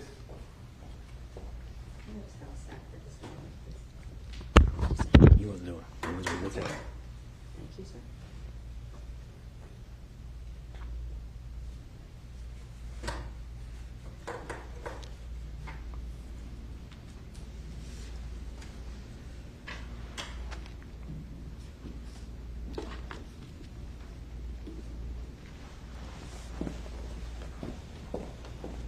May I have a pen, please?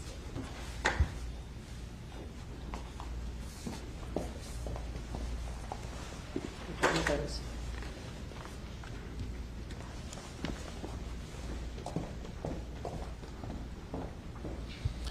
It's possibly just a numbering error here is being corrected. It's a subtle detail, but it was one that should be corrected, so there's no confusion for the jury later on, especially with additional testimony that may reference those pictures.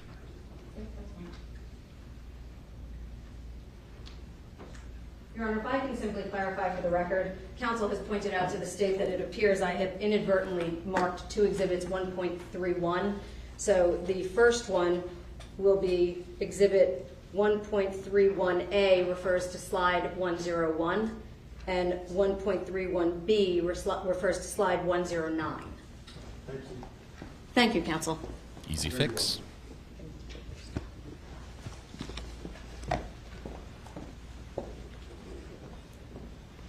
So as we progress through these, we were at slide 111, and we're now moving on to the next slide. That would be slide 120.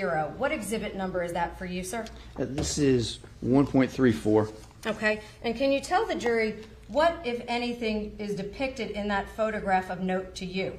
Yeah, this is the end of one of the femurs, and this basically shows where it's cut. So you can see where the bone has been cut, and it's there's yes. So that's what we're showing here.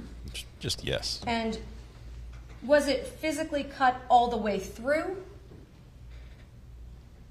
It's it's been completely cut all the way through, but there are portions where the bone appears to have been or has been cut, but at that point wasn't cut all the way through. But obviously it's not attached to the other part, so it's been cut through finally. But yes, there's a portion there where you can see it's been cut only partially. Okay, so did you have an opportunity to weigh the different items that were received at the laboratory? Yes. Okay, and is that customary practice when you perform an autopsy? Yes, we measure the body, basically determine the body length, which is equivalent to the height, and the weight. We determine the weight. Okay, and so were you able to determine the height and weight of each of the portions of the remains? Yeah, we weighed each portion, and then we approximated. We put the pieces together and approximated what an overall body length or height would be. Okay, and is that documented in your report? Yes. Okay, and with respect to that next photograph, that would be photograph 132. What exhibit number is that for you? 1.35. And that photograph, what's depicted there? Yeah, this is the decedent's torso and arms, that specimen, and now we've cleaned it up. So we've cleaned the mud off of it, and so now we can see the body surface. And did you notice any defects to the body that are depicted in this image? Yes. Can you describe them for the jury?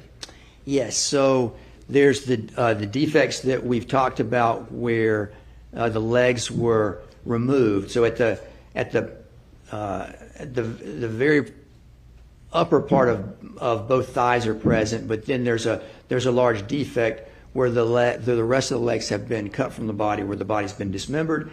The same thing at the top in the head, where you can see there's a portion of the spine that's protruding up into the neck. It's the lower portion of the lower fused vertebrae that correspond to the neck, cervical vertebrae, remain there with very little soft tissue left around it. And then there's a defect around that area. That defect extends into the chest cavities, basically the cavities on the right and left sides of the chest, where the right lung and the left lung are located, and the pericardial sac, where the heart is located. So the defect extends down into there. Normally, these cavities are not exposed. They're covered with skin and subcutaneous tissue, muscle, and bony structures. But in this case, though the bony structures are intact, the soft tissue is not. So the defect up at the top, at the base of the neck there, extends down into the chest cavity and is associated with a loss of tissue. The upper portion of the heart and significant portions of the lung are absent, and appears to be the result of animal predation, where animals have gotten into the body and have taken and presumably eaten portions of the heart and the lungs, and then other of the organs in that area, including the upper part of the esophagus. With respect to the esophagus and the portion of the neck that is no longer present that you described, did that make this complicated for you in any way in terms of some of your conclusions? Yes. Can you tell the jury why and how? Well, in part to evaluate the ideal is to evaluate the entire body to assess whatever findings might be there, injuries or otherwise. If parts of the bodies are missing, then obviously we can't evaluate those. And if there's the body has been damaged, presumably, say with the cuts to remove the legs and the head, there's damage that's made in those areas. So if there was findings in those areas, injuries or otherwise, it may obscure those and make it difficult or impossible for me to identify those. Can you tell the jury what asphyxia is? Yeah, asphyxia is a condition whereby it's a condition whereby oxygen is prevented from getting to the tissues. Our body tissues need certain things, certain nutrients, and one of the things our body tissue needs is oxygen. So when we breathe in oxygen into our lungs, oxygen, our lungs take the oxygen out of the air, put it in the blood, and then the blood's pumped around to the body and provides that oxygen to the tissue. So if there's some process that interferes with oxygen being delivered to the tissues, that's asphyxia. And so what is a manner in which an individual can manually be prohibited from receiving oxygen? Well, one way would be smothering. For example, if a person covers up the airway, the nose and mouth of somebody with something that prevents them able to breathe, that would prevent oxygen from getting into the lungs. That would be one form of asphyxia. Another form would be a neck compression or strangulation. When a neck is compressed in a significant way, and something that we call strangulation, the typical mechanism of injury there is the blood vessels that supply blood to the brain. Those are blocked. So normally the heart pumps blood around to the body, including blood up through the neck into the head. If the neck blood vessels are compressed in a significant way, that can prevent an adequate amount of blood and oxygen from getting to the brain, and that's a form of asphyxia as well. If you don't have the neck, how does that impact your ability to render a determination if strangulation was present? Yeah, we're really, if you don't have a neck, there's no way to evaluate injuries in the neck. That's one of the things you look for to evaluate strangulation. You look for injuries in the neck, either on the outside of the neck or on the skin surface and on the inside of the neck. You may get bruising internally, and you may get fractures of some of the structures in the neck, such as the hyoid bone, which is a U-shaped bone in the upper part of the neck, or the larynx, basically the voice box. So with those being missing, did that make this more difficult for you? Yes, that would make it more difficult. Now, at this point of the autopsy, those structures were missing. When we recovered the head with a portion of the neck, some of those structures were present. For example, the hyoid bone was present, and a portion of the larynx was present. But the skin, was that present? No. Okay. At least a portion of it wasn't. Okay. Were there any other visible defects on the face or front of the body depicted? Yes. And what are those? There are injuries that appear to be what we refer to as sharp force injuries caused by a sharp object. And there are two superficial such injuries on the right upper chest. The most prominent one is on the inner aspect of the right breast, the vertical linear, several inches in length there on the breast. There's a number of small injuries that look like cuts in the region of the right upper chest as well that you can't see very well in this photograph. And then on the abdomen near the belly button region, there are three areas of defects that are in the skin and soft tissue that appear to represent injuries caused by a sharp object. And then what about the right upper arm? Can you tell us what you observed? Yes. In the right upper arm, there's a defect in the skin, and there's a large amount of tissue loss there. So there's a significant amount of decomposition here. There's tissue loss, so there may have been animal predation there. There may have been an animal that came in and ate some of the tissue. The bone there, the upper arm bone, the humerus, is exposed, and there on the surface of the bone there are numerous parallel, horizontal, linear cuts in the bone, but they're superficial. They look like there was an attempt to cut the humerus, but then it appears that the attempt to cut the humerus was ceased. I'm now turning to slide 139. What is that exhibit number for you?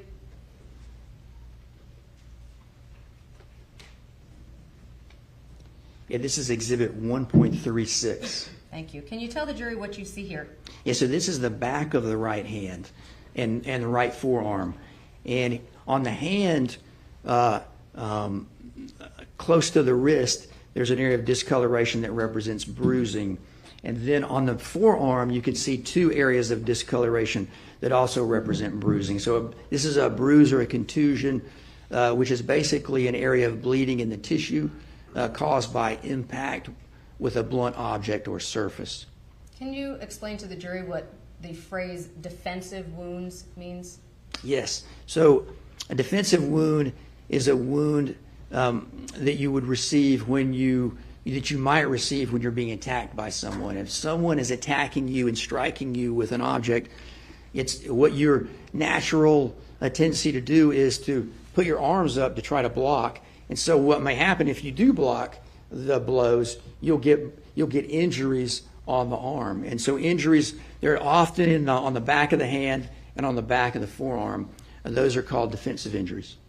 And is it possible that they are potentially also decomposition, meaning that you sometimes see bruising that isn't a defensive wound? Yeah, so sometimes we'll, as a result of the decomposition process, there may be discoloration of the body that mimics bruising. So sometimes it can be difficult to tell if an area of discoloration represents decomposition or if it represents true bruising. So what do you do to determine which one it is? So one of the common things we do is we'll cut into it, because a lot of times if it's decomposition, it will be superficial and it will be involving the skin. If it's bruising, you'll see more typically you'll see more the bruising in the tissue, not just on the skin surface, but underneath the skin. So cutting into the area of discoloration can be very helpful to determine if it's a bruise or if it's decomposition. Is that routinely part of your autopsy to make those determinations? Yes, we often do that. Okay. And in this case, did you find areas that were both bruising as well as potentially decomposition? Yes. I'm now going to turn you to slide number 144. Slide number 144. What exhibit number is that for you? Yeah, this is 1.37. Thank you. What is depicted in this image? Yeah, so this is what we were just talking about. This is the right upper arm. There's loss of tissue. A large amount of tissue is lost because you can see the bone there. That white structure there with the dark lines as the bone, and those dark lines, those parallel lines, those represent cuts, superficial cuts into the bone, where it appears there was an attempt to cut that bone, but not a successful attempt. And there's discoloration of the tissue in this area too. This discoloration is similar to the discoloration seen at all the amputation margins. It's related to postmortem decomposition. Now at slide 145, what exhibit number is that for you? This is 1.38. Would it be fair to say that that's simply a close-up of those cut marks? Yes. And you indicated what was the nature of those marks? Were they, I believe you said lateral? Is that what you said? They're horizontal. Horizontal, my apologies. Okay. And can you tell us anything about the humerus, similarly to as you described the femur? Is there anything distinctive about the humerus? The humerus is not funny. Humerus, it's sort of the corresponding bone in the arm to the thigh bone in the leg. It's a single long bone in the upper part of the arm, similar to the femur is a single long bone present in the upper part of the leg. And they're fairly thick bones, especially the femur, because as you mentioned, it has to bear the weight of the individual. I'm now going to slide number 152. What exhibit number is that for you? This is 1.39. And can you advise the jury what you observed on the left arm? Yeah, on the left arm, what's most visible here are two areas of discoloration, one near the wrist and on the forearm, and one a little more towards the middle of the forearm. Those represent abrasions. Abrasion is basically a scrape injury, so it's caused by impact with the body, an impact with a blunt object or surface that causes a scraping of the superficial layer of skin off. So it's basically like if you fall down on the pavement and skin your knee, that's an abrasion. So that's what these two are. They're abrasions that are visible here. In addition, on the back of the hand, near the wrist, there's an area of discoloration that's suggestive of a bruise, but not clearly a bruise. And then on the back of the forearm, sort of in the middle of the forearm, not very visible in this photograph, there is a small bruise. I'm now going to slide 153. What exhibit number is that for you? This is exhibit 1.40. Can you describe what is the condition observed on the left hand? Yes, it's what we call a washerwoman hand. It's basically, you can kind of see it here. You can see it better if you look at the palm side of the hand, but it's basically where the skin of the hands and feet will get wrinkly if they're exposed to water for a period of time. So if you stay in the bath too long, for example? Yes. Okay. I'm now going to show you the next slide. That would be 156. What exhibit number is that for you? This is 1.41. Okay. And can you tell the jury what you see here? Yeah, this is the palm of the left hand, and you can see better in this photograph the washerwoman change. Okay. What impact does washerwoman syndrome have with respect to taking fingerprints? It can theoretically make it more technically challenging, but if all you have is washerwoman change, we should be able to take fingerprints with proper techniques. What do you do? What's the technique? Oh, that'd be a better question for the impressions latent print section of the lab to answer. So you don't do that yourself in the autopsy? I don't. Okay. So you would just document it and potentially make it available? Meaning, do you try to do prints anyway? We do in our lab. We'll take we do some fingerprints in our lab. If they're difficult, traditionally we've used latent prints. Now in the Savannah area lab where this autopsy took place, they don't have access to a latent prints department, so they do the fingerprints there, and they have they're used to taking fingerprints in difficult cases, so they are knowledgeable about techniques. Some of the DIS there, our autopsy assistants there. I'm personally not, but they are. Okay, and so as a general rule, you do take autopsy prints, even if they're not, I hate to say, effective. I don't mean to be disrespectful. We do in certain cases. We don't fingerprint every case. There's certain types of cases that we will perform fingerprints on. Okay. Now I'm directing your attention to the next slide, being 158. What exhibit is that for you? This is 1.42. And what is depicted here? Yeah, this is a discoloration. This is the left upper arm. So you can see the elbow on the right side of the screen, and then the underarm region, right where they've got the L-shaped ruler, that's where the underarm region is. So really looking at the upper arm corresponding to the humerus, like we were just talking about. And there's discoloration there on the front of the arm that appears to be a postmortem change.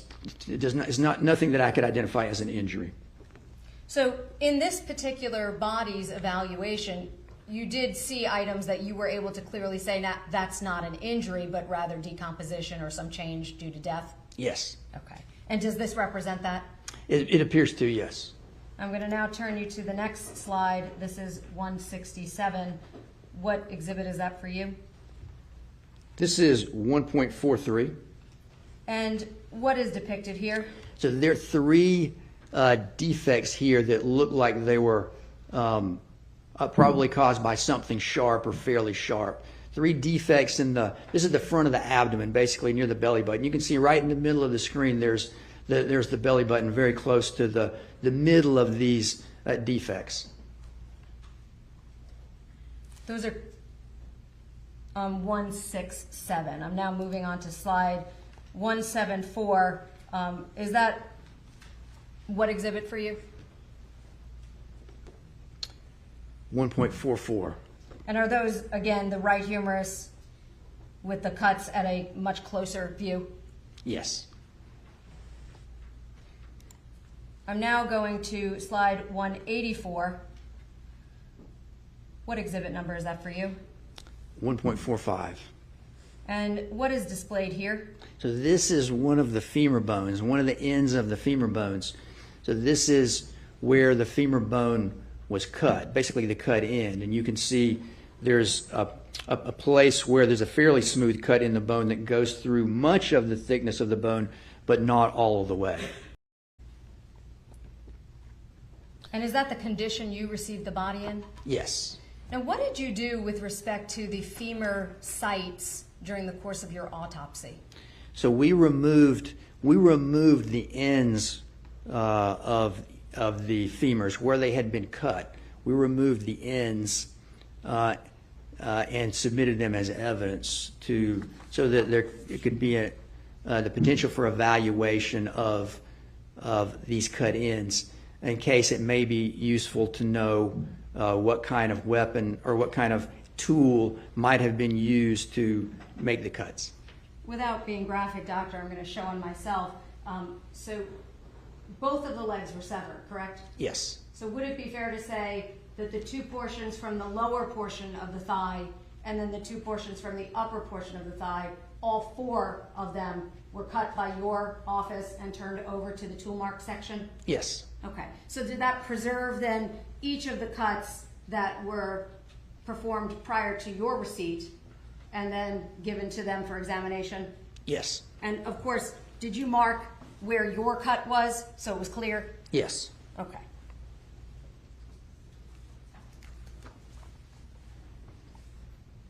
And I presume you don't do tool mark examination, correct? That's correct. I'm now showing you slide 186. What exhibit number is that for you?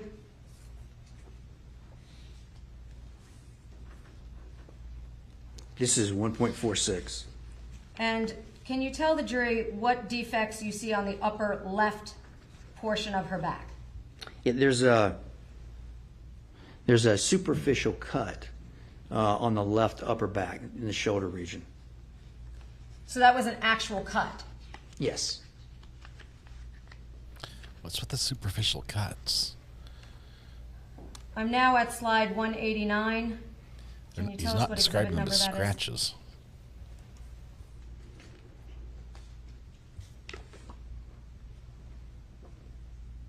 At 1.47. What is displayed here? So what we've done is we've placed the legs together with the torso just to reapproximate how the body would have been had the legs not been amputated. And are you able to now see some of the locations where you cut into the bruising or decomposition to make those assessments? Yes, you can in this photograph, yes. And where are those incisions? You can see on the left arm. You can see on the right arm. Can you also see on the neck area now, perhaps better in this photograph, where the neckline has receded?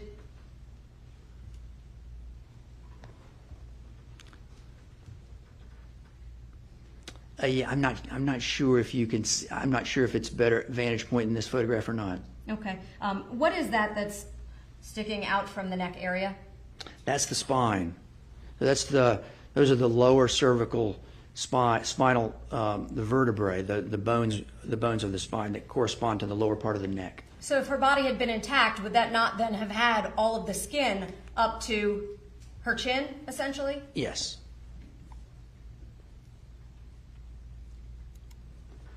Is that present in that last photograph? That skin? No, that's absent there. Okay. I'm now directing your attention to December 9th of 2022. Did you conduct a second portion of the autopsy in this case? Yes. What did you perform the autopsy on that date? I'm sorry? What portion of her remains did you perform the autopsy on that date? Oh, yeah, the head and then the upper portion of the neck that remain attached to the head.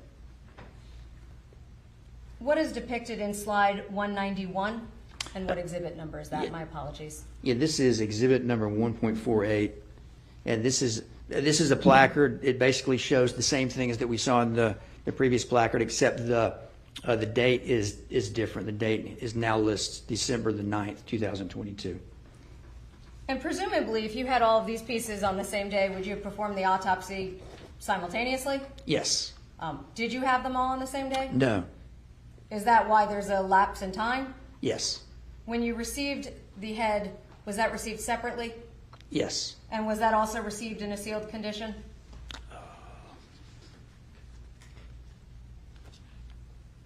If you need to refresh your recollection, just let us know. Okay, Do you need to, sir? I'm looking at my notes. He doesn't ask. The judge allows this. Yeah, I've got that. It was received in a body bag with a tag indicating an unidentified body from Liberty County. Okay. And on December 9th, would this placard have been made by whom? By the staff at the Coastal Medical Examiner's Office. Did they assist you? Yes. Okay. I assume you don't make your own plaques normally. No, not normally. Okay. I'm now directing your attention to slide 192.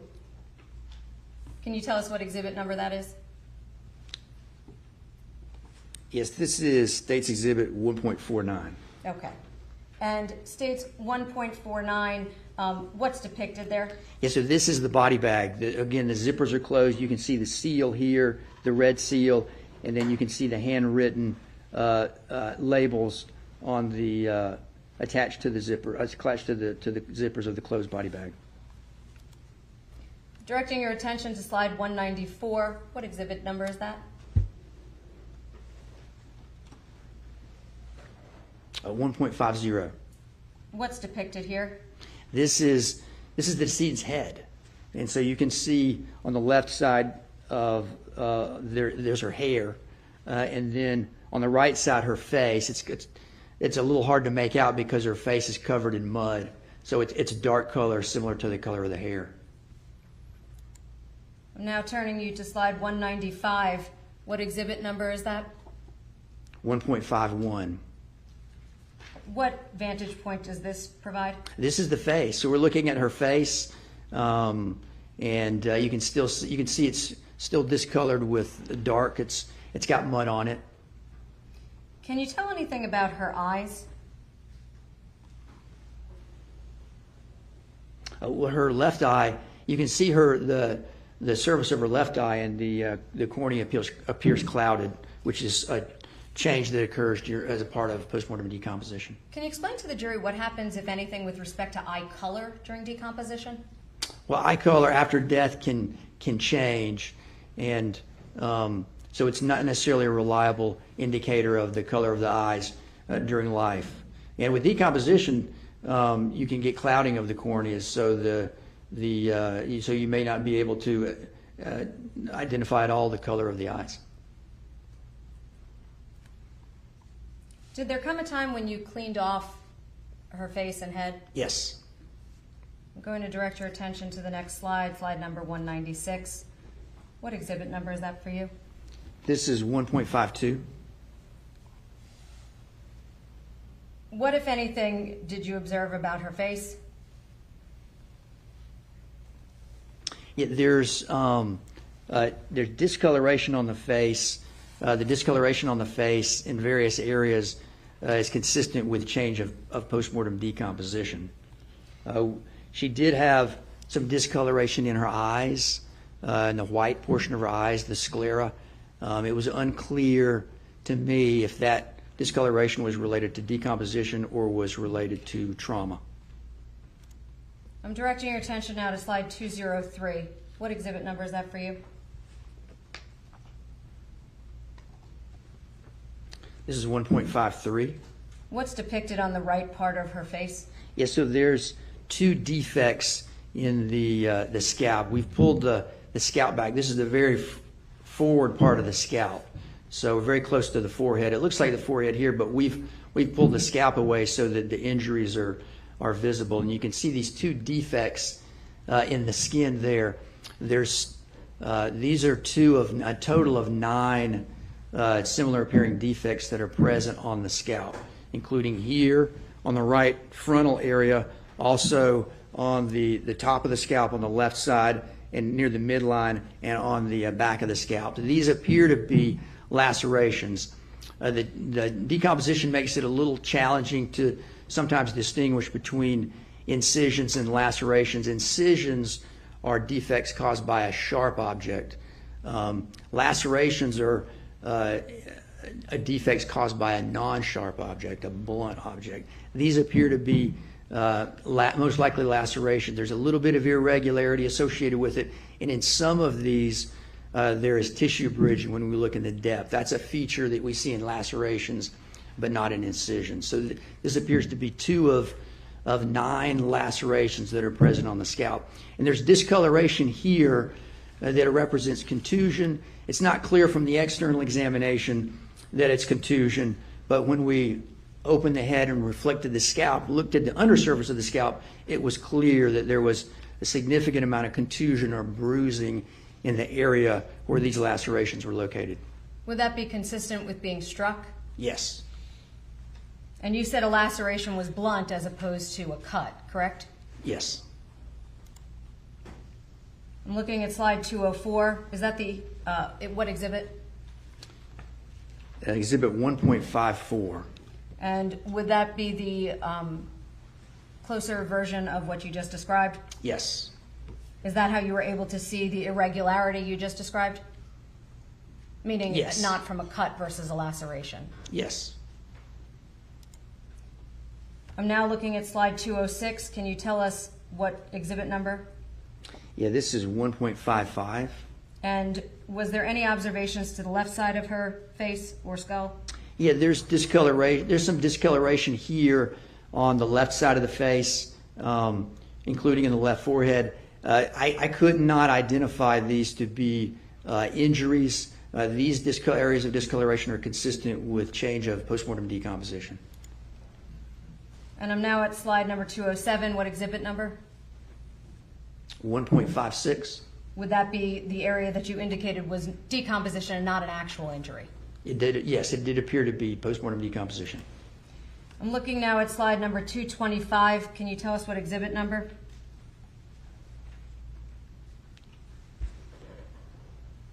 Uh, 1.57. What is depicted here? So this is the scalp, and what we've done is we've removed all the scalp hair so that we can better evaluate the scalp surface and see what injuries may be present. And you can see we're looking at sort of the back of the head, really. The top of the head is towards the right side of the screen. The sort of the top of the neck is on the left side of the screen. And the right ear is at the bottom of the screen. The left ear is at the top of the screen. So you can see over the left side of the scalp and midline scalp, there's multiple lacerations. These are similar in appearance to the 2 that we saw on the right forehead. So a total of 9, and these here you can see 1, 2, 3, 4, 5, 6 in this photograph. Some of these lacerations were full thickness, meaning they went all the way through the scalp to the underlying skull, and some of them were partial thickness. Was there any damage to the skull itself that you were able to observe at any point during the autopsy? One of the laceration on the back of the one that's the farthest on the left, shown here in the photograph, that one, there was a 1/4 inch defect in the surface of the skull that was consistent with a skull fracture. I'm now looking at the slide that is labeled X-ray 2. What exhibit number is that for you? This is exhibit 1.58. Would it be fair to say that this is an X-ray? Yes. Does this demonstrate anything with respect to the femurs? Yes. What does it show? Yeah, you can see with the proximal part of the femurs, the upper part of the femurs are present and go into the hip socket like the femurs normally do, but you can see where they've been cut only a short distance from the hip joint. And how is the hip joint kept in place? Meaning, is there tissue that keeps it in place? Yes. Is it a bone that keeps it in place? How does your leg stay attached? Yeah, it's a whole joint apparatus with cartilage and soft tissue and bone all together that holds it in place. And so would it be fair to say that you could cut through the tissue without cutting through the bone to remove the leg? And what I mean by that is the bone itself doesn't have to be cut, does it? That's correct. You could potentially remove the leg without cutting through the femur. I'm now showing you X-ray number 3. What exhibit is that for you?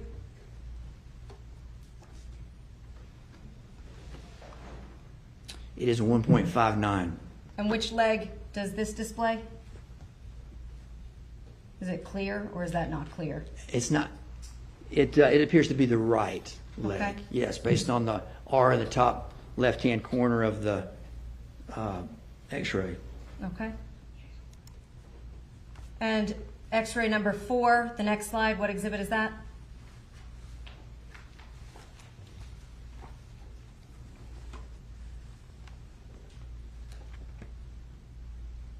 This is 1.60. And what is depicted here? And this is one of the legs. Is that an X-ray also? Yes. Does that show the distal or the lower portion of both of the leg X-rays where the femur is? I'm sorry, can you repeat? Does that, what part of the femur does that show? Yeah, so the part of the femur here is most of the femur, but the very upper part of the femur is absent because it's been severed. And with respect to X-ray 5, what's depicted in, what exhibit rather is that for you first? 1.61. Okay, and what is depicted here? And this is an X-ray of the head and the upper portion of the neck. You can, Madam Clerk, can you turn that off, please?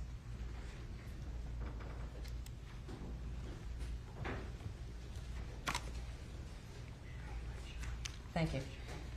Doctor, so those images, would it be fair to say that those were images all that you took in connection with performing your autopsy? Yeah. All of these photographs that we've looked at today were some of the photographs that were taken during the autopsy. Yeah, we used them as well. Okay. Absolutely. We'll take a short break. Go ahead. That was a juror saying, Your Honor, can we get some air? Go ahead. Excuse me, Your Honor, can we, yeah. He's like, yeah, we'll take a break.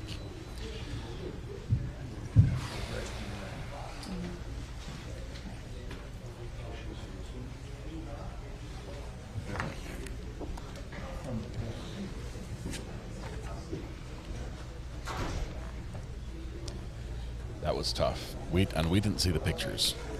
I know. The jury is out, and we'll take about a 10-minute recess. Thank you, Your Honor. Of course, 10-minute recess.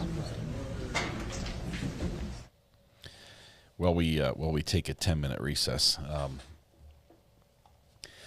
That was rough with all the pictures. I can't imagine what the jury was seeing as they were described in detail.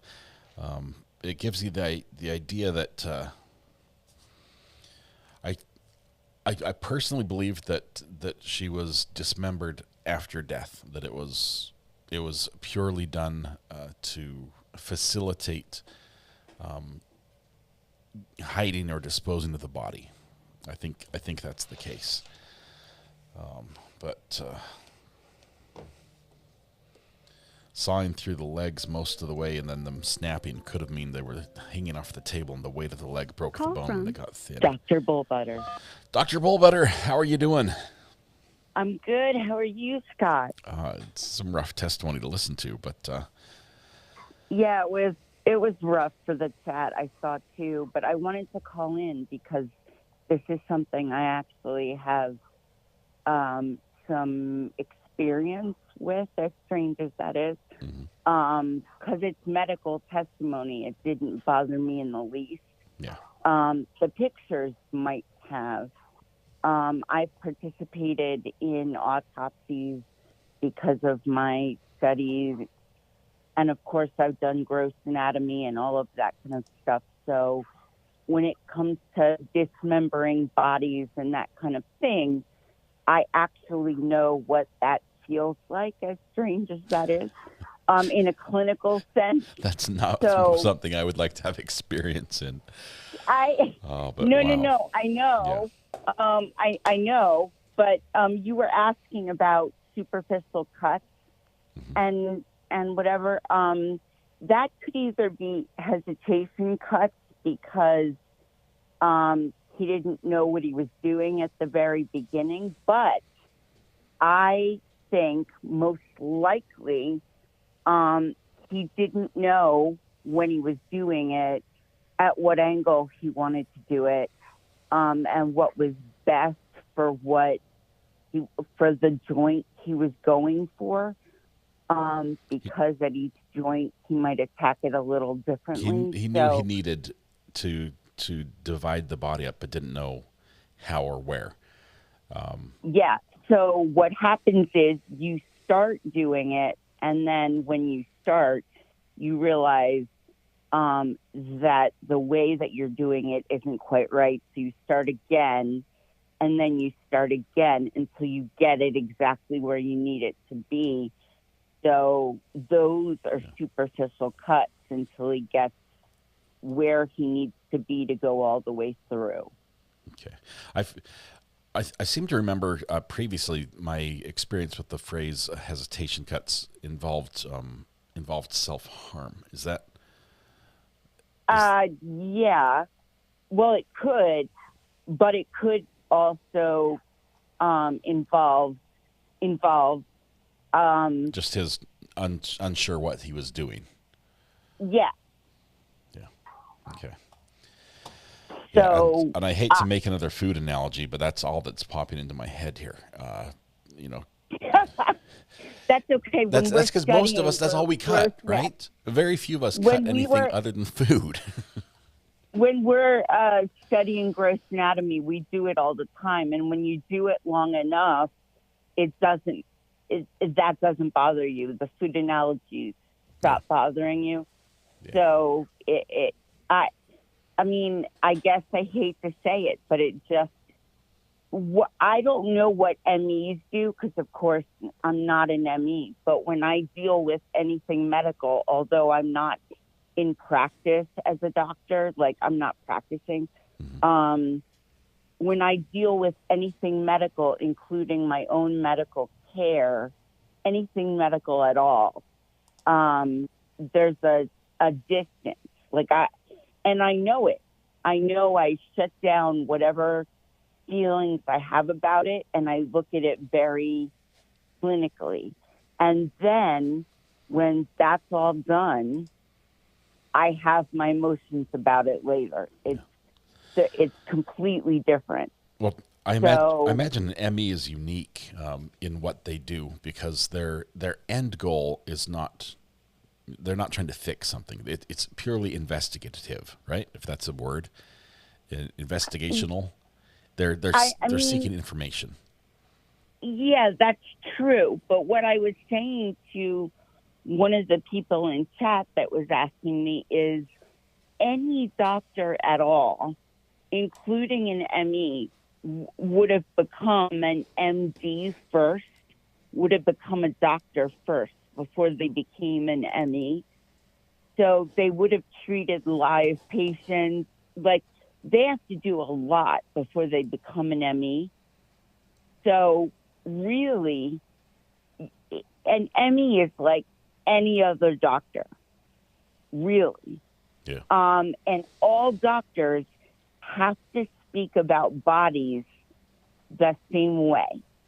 If you ask me about anything having to deal with the lower leg or the foot, I look at it in my brain, and to me, in my brain, it's a lower leg or a foot. That's what it is. That's how I see it. I see the bones in my head. I see the arteries and the veins and the nerves. That's what I see. So I'm just thinking as an ME, obviously MEs open up bodies, right? That's what they do. They open up virtually every part of the body. If there's an area that has a defect or something that they suspect might have an internal injury, they have a method of opening it up, and it's not just willy-nilly. There's a way they access the brain. There's a way they access the throat. There's a way they access the chest cavity. Right. It must be quite an experience as an ME to see somebody who's divided up a body, just like he's like, oh, you're doing it all wrong. That's not the way you do that. I mean, it's got to be crazy, just really crazy, because it goes against everything that an ME would do when they would see an entire person. That would not be what they would do and what they would do first and all of the steps. I mean, I don't know, other than when he gets all of the parts. Oh, I can explain to you what the difficulty was with the prosecutor. Yeah. The difficulty was with the prosecutor is that they had, it seemed to be 5 blood cards. Okay. And what he said was he took 4 blood cards because there were 4 parts to the victim. And then the 5th, he was saying, was the spleen. Now, I don't know. I'm guessing that that's correct. But the prosecutor, I don't know if she got it confused in her brain, but she was getting at, she was trying to get him to say that there was a 5th part taken from the liver. Yeah. But what was taken from the liver wasn't a blood card. It was a part of the liver. That's why he was confused, because he wanted to look at her and say, but that's not a blood card. I imagine the part that was... Sorry, go ahead. The part that was taken from the liver was a piece of the liver, and it was going to toxicology because the liver processes all like medications and poisons and the stuff that goes through your body. That's the reason it would go to tox, because if the body was poisoned before it was dismembered, your liver would hopefully know about it. Yeah. I was going to say, I imagine that if there was some sort of mistake made there, in cross-examination, obviously defense would want to capitalize on any slip-up. He's already tried to underline and highlight anything that where there was. You said this, right? So I think we're going to hear that again if that was a mix-up of any sort. That's the reason I wanted to tell the chat. That's the reason the prosecutor is being so thorough to the point where you all want to vomit. Yeah. That's the reason. Because, and you've never heard anything so thorough. Seriously, we haven't seen a case like this in a long time with both the witness and the prosecutor. So good at this. He's being this thorough because he doesn't want to give defense attorney any room to get in there and claim anything that's going to be a win for this defendant. You're right. So she's covering every little cut, every little thing she possibly can for each of the pieces of the victim. And that's why. I think it's brilliant. I love it. It's neat to see. Amazing. This is a professional doing what they're really good at. Yeah, it's amazing. I think it's wonderful. I wish I could have studied from this guy. I wish I could just pick his brain.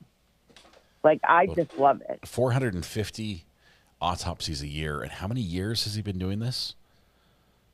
20? Oh, I forget. 24 or something? It's a long time. It's amazing. I just love it. I wish I could just pick his brain. Yeah, it's good stuff. I just love it. Dr. Bullwater, thank you very much for giving us some insight into this through your expertise. We have to go back to court. But anyway, I just wanted to try to help. I hope that does. If it doesn't, I'm sorry, but I just wanted to try.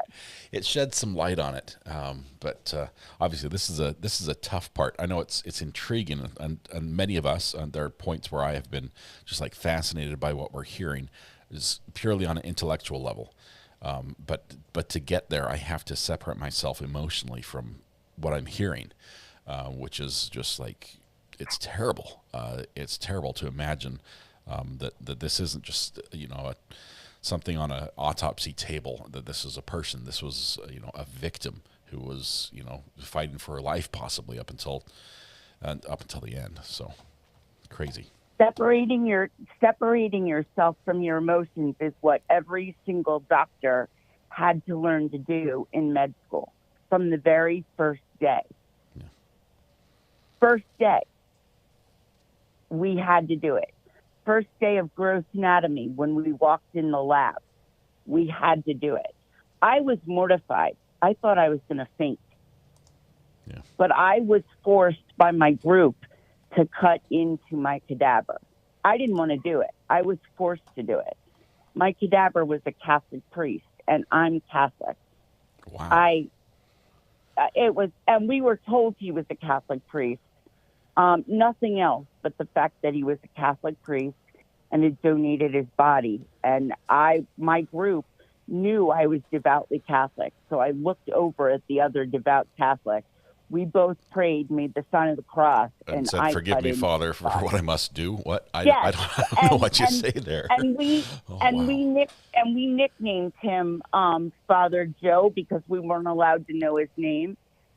So we nicknamed him Father Joe, and I thanked him for donating his body, and we studied him for the semester. But and I still remember everything about that. Like, I remember learning about it. I remember the first cut.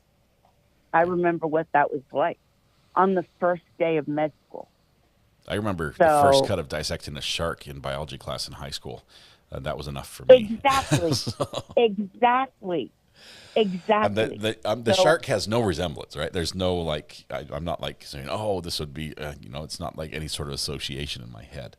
Well, we're all connected in a weird sort of way, but I don't know what the resemblance would be. I've never seen the inside of a shark, but I do know when I saw X-rays of my dog, I looked at the X-rays of my dog and I said to the vet, I said, it's weird that in a weird way, it looks a lot more like a human than I ever thought that an X-ray that it would. That it's really strange. Yeah. Now I'm thinking about high school, and you've got memories popping. I had to dissect an earthworm, and I make a vertical cut. I slice the thing right down the middle. Apparently you're supposed to just cut the skin and open up to the organs. I was yes. I was down to the cork board, all the way through. Yes. Yes. It's like, now you tell me. Right. Well, anyway, I hope that was all helpful. I just wanted to try to help, Scott. I appreciate it. Thank you, Dr. Bullbutter. Appreciate the call. Take care. Yep, you too. Alrighty. Bye. Bye-bye. Ivan's on timeout. I think he said something. I missed part of it. I missed it. But I think he knows what he said. I only saw something about ballet, and knowing Ivan, I knew that's where it was going. He might explain it to me right now. Hang on one second. Here we go. Ivan, are you there? Sorry, I had just plugged in the charger.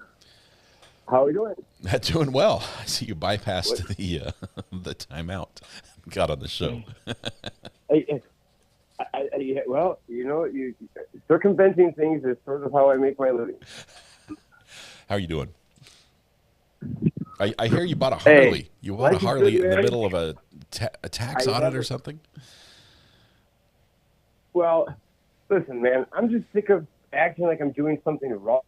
Not doing anything wrong. Let them look.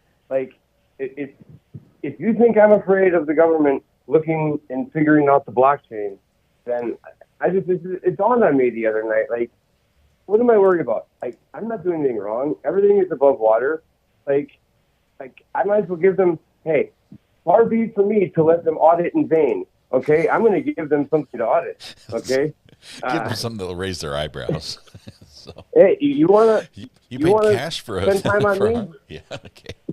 I will give you something to audit, and I don't want you to. I don't want these employees auditing in vain. Like, I'm not doing anything wrong.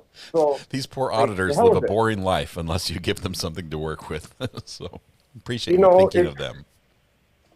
It's hey, I had a mentor once tell me that, the Lord died for my sins, so far be it for me for him to die in vain. And so I shall commit them, and I shall. Does lightning transfer through the phone call when someone on one end gets struck by lightning? No, I'm asking for a friend. Hey, Chat is confused that we thought you were buying goats. Next thing you know, you bought a hog. What was why the switch? What's that? Chat thought you were buying goat. Chat thought you were buying goats, but you bought a hog. Well, this is the thing. I met with the goat man, and turns out they drive a hard bargain, and it's not really feasible for me to purchase the goats until I can use the goats, because then I just have some damn goats running around, and I can't really use them until the spring. You won't have to mow all summer. I mean, there's that. Well, I know, but I can't just have a bunch of goats and not have them making any money, because then I just a guy with a goat, and they have to at least be useful for something. Yeah. So. And so basically, the business is. I mean, it's. Don't get me wrong. It's going. I've already filed the LLC, and everything else. So Amazing Grace is mine. So back off, everybody. That's awesome, Ivan. We're running out of time. The judge just walked in. All right, love you jury guys. right now. Thanks, my friend. We'll see you. Yeah, bye. Ivan's great. He did get timed out for something, though. I'm not sure what. All right, judge coming back here. We're waiting for the jury. Tragos means goat? Seriously? That's why Peter's is the goat.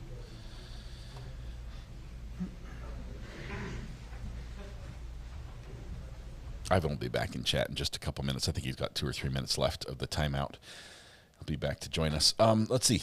Denisha, if you're still here, Denisha, can you check your points balance one more time? I think you're here because I saw a couple chats from you right here, Denisha.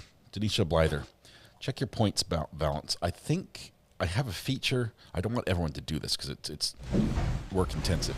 I have a feature where I can combine accounts. What the difference is between a post-mortem and ante-mortem injury? We're going just Ante-mortem injury is an injury that occurs during life while someone is alive. A post-mortem injury is an injury that occurs after they had already died. Are you able to distinguish between post-mortem and ante-mortem injuries? Often, but not always. Okay. Were you able to determine in this case whether or not the dismemberment was ante-mortem or post-mortem?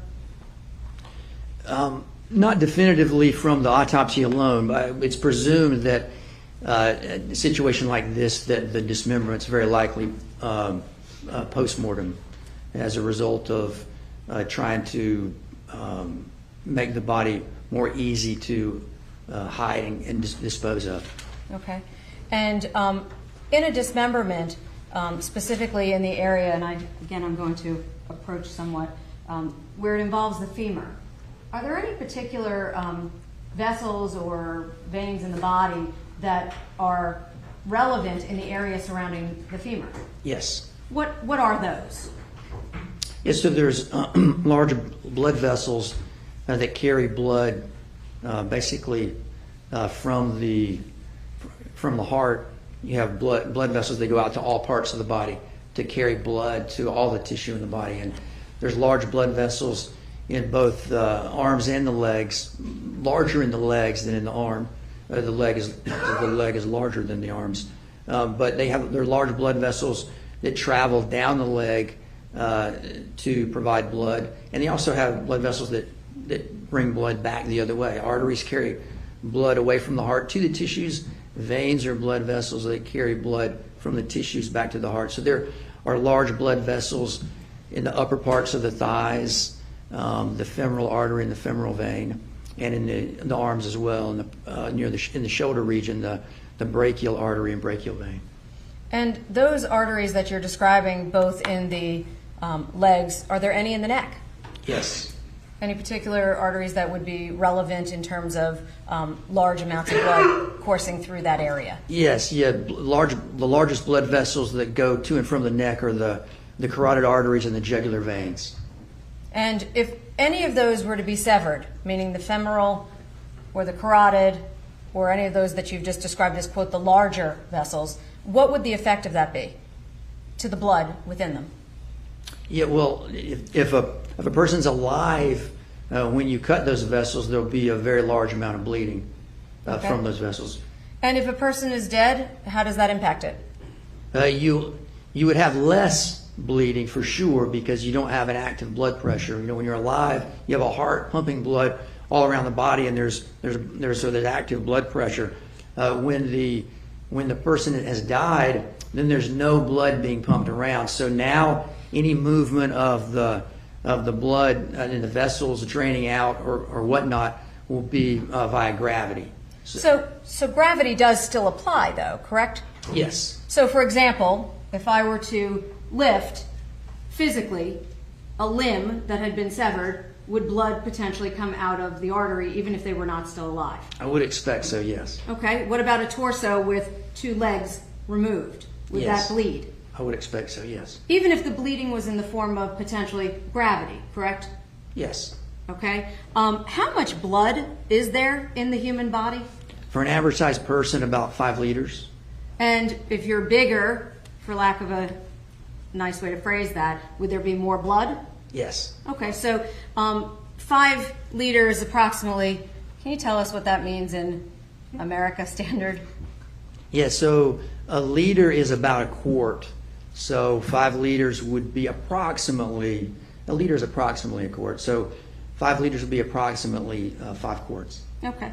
And how many quarts make a gallon? 4 quarts. Okay, so we're talking about just over a gallon of blood, correct me if I'm wrong, or a gallon and a quart.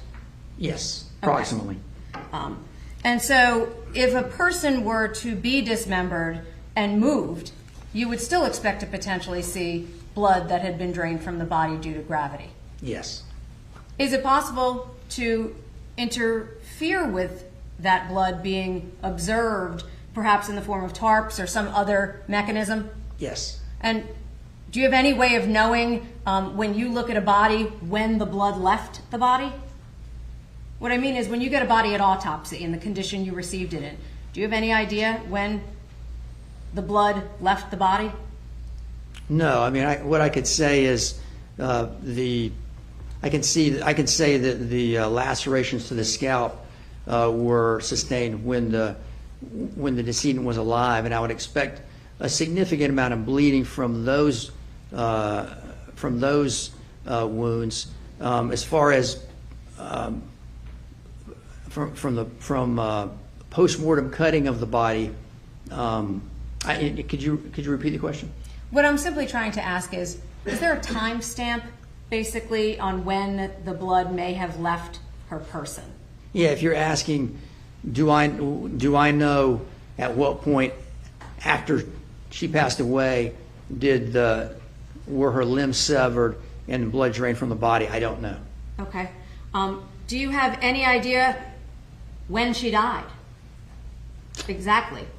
Well, I can't. From the autopsy, I can't state specifically when she died. I would use Usually, investigative means are the most accurate way of determining when a person died. So in this case, I would use investigative means, including in this case a forensic entomologist was used. I would use that information along with investigation of the case. Okay. So there are lots of TV shows nowadays that have doctors constantly being asked, when did she die? Can you tell this jury within a 2-hour window when she passed away? No. And with respect to her body, did you collect any samples? We talked about those bloodstain cards, but did you take any samples to send off to toxicology? Yes. Okay. What did you send them, if you recall? Yeah, they were, and I'll look at my autopsy report copy here. We sent left chest fluid, gastric contents, liver, spleen, and kidney. Okay. And of those samples, you said gastric contents, liver, spleen, and kidney. Was the liver, spleen, and kidney tissue? Yes, it was. Did you send any actual blood, No. meaning live blood? No. When I say live, I mean liquid is what I'm referring to. No, we were not able to. Why not? There wasn't, we weren't able to obtain enough blood to be able to send for toxicology testing. Is that because she didn't have any? Yeah, it's because the blood that she had left was not accessible by us. There may have been small amounts in very small blood vessels, but in the larger blood vessels where we collect blood from, or we're able to collect blood from, we were unable to. The lower leg being cut would have resulted in all the blood draining out. That's one area we get blood from, the upper thigh and the pelvis region. And then we also obtain blood from around the heart. And due to animal predation, the upper part of the heart was missing in this case. So there was no significant amount of blood. We could get enough blood for blood cards, but we couldn't get enough blood to do any meaningful toxicology testing. That's usually our first choice sample to test is the blood. So did you try? We attempted to get blood, yes. Okay. Can you tell the jury what the explanation or difference is between cause of death and manner of death? Yeah, the cause of death is the very specific thing that results in the death. And there's many, many different types of causes of death. You can have traumatic causes of death such as gunshot wounds, stab wounds, strangulation, blunt force injuries. You can have natural disease causes of death like stroke, heart attack, hypertensive heart disease, cancer. So there's very, very many different types of causes of death. For manner of death is a classification system that we have, and here in Georgia we have 5 options for manner of death. So the options are all deaths have to fall into one of these 5 categories, and these categories are: 1, a natural, basically if somebody dies as a result of a natural disease process such as a heart attack or cancer, that's a natural death. Another choice we have is accident. So if a person dies under accidental circumstances, and common examples we see of accidental circumstances are people that die in car accidents and people that die from accidental drug overdoses, where they have a drug overdose but they weren't attempting to take their own life. Another choice we have is suicide. So if a person basically takes their own life by their own actions, then that's a suicide. The 4th choice we have is homicide. And homicide is basically a death caused by the actions of another individual, usually where there's intent to injure. And then if we can't decide whether the death is natural, accident, suicide, or homicide, we have the option for calling it undetermined. And in this case, were you able to determine a cause of death? Yes. And what was your determination? Traumatic injuries. And were you able to determine the manner of death? Yes. And what was that? Homicide. So by determining homicide, did you rule out the other 4 options you just described? Yes. Groovy Cheryl, congratulations on 27 months. OG. Thank you so much. Rita, thank you so Now, much. Doctor, during the course of your findings, did you determine whether or not the victim ever was identified? Yes. And did you ultimately determine if she had been? Yes, she was identified. Did you ultimately issue some secondary report concerning that? Yes. What does that mean? How do you do that? Yes, so in this case, it was determined primarily through DNA testing, the identity of the decedent. And then what we'll do is we'll put a report in our lab information system, basically stating that the body has been identified and indicate who it is identified as. Did you issue such a report in this case? Yes, I believe so. Okay. Now, at this time, Your Honor, I'm going to seek to introduce State's Exhibit 1.68. This would be a certified copy of the Georgia death certificate for Mindy Nevin Kassotis. Any objection? No objection. All right, it's admitted. Obvious homicide, even though they can't, tell us exactly what happened. And again, doctor, you don't do the DNA that made that determination, correct? That's correct. Now, you indicated at some point that you had tested and opened her body. Did you also happen to have an opportunity to examine her uterus? Yes. Did you determine if she was pregnant? There's no evidence of pregnancy.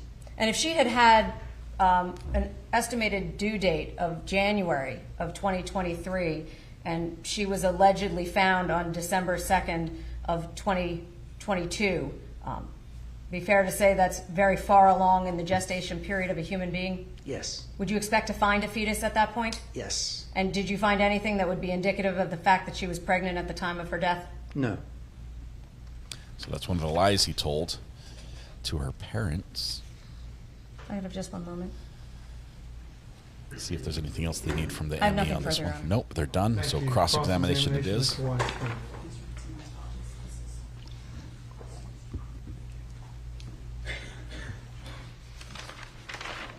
He's going to do great, Ivan. Good afternoon, Dr. Lehman. Good afternoon. I know you've had a long day, so I won't keep you long. My name is Doug Weinstein. I'm Mr. Kassotis' lawyer in this case. I'd like to return for a moment to the lacerations on the scalp. You found 9 lacerations, correct? Yes. And those lacerations, you believe, were caused by a blunt object? Yes. Do you have any idea how heavy that object would have been? Anything at all about the object other than that it's a blunt object? Yes, it would have to be something with a significant amount of weight. It would have to be a heavy enough object to where if it impacted the head, it had the potential to putting a defect in the scalp that goes the full thickness of the scalp. And the scalp is heavily vascularized, correct? Yes. And can you explain to the jury what vascularized means? Yeah. So it means that there's a lot of blood vessels, a lot of blood flow that goes to the scalp. So if you have a scalp injury, you're likely to potentially have a significant amount of bleeding, what appears to be a large amount of blood. So with a single laceration to the scalp, one that does the extent of damage that you've described, you would expect to see a great amount of blood, correct? Potentially you could, yes. What about with 2 lacerations? You would expect even more. And with 9? Yeah, even more so. Yes, you'd expect. I would expect the scene where the incident occurred to be have more than a small amount of blood. Okay. Thank you. I have no further questions. Stephen Blevins, I missed this earlier. I'm sorry. OG? Yes, sir. Court's indulgence. Yes. He's consulting his client, see if there's anything else he wants him to ask about. This is interesting. His client himself is an attorney, a JAG attorney. So, no further questions. Thank you very much. Can the doctor be excused? No objection from the state. All right. Thank you, doctor. Safe travels.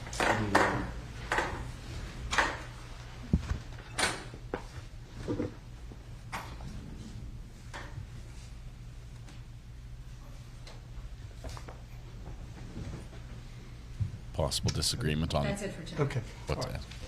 That's it for today? It's only 4:30. Do you have another witness?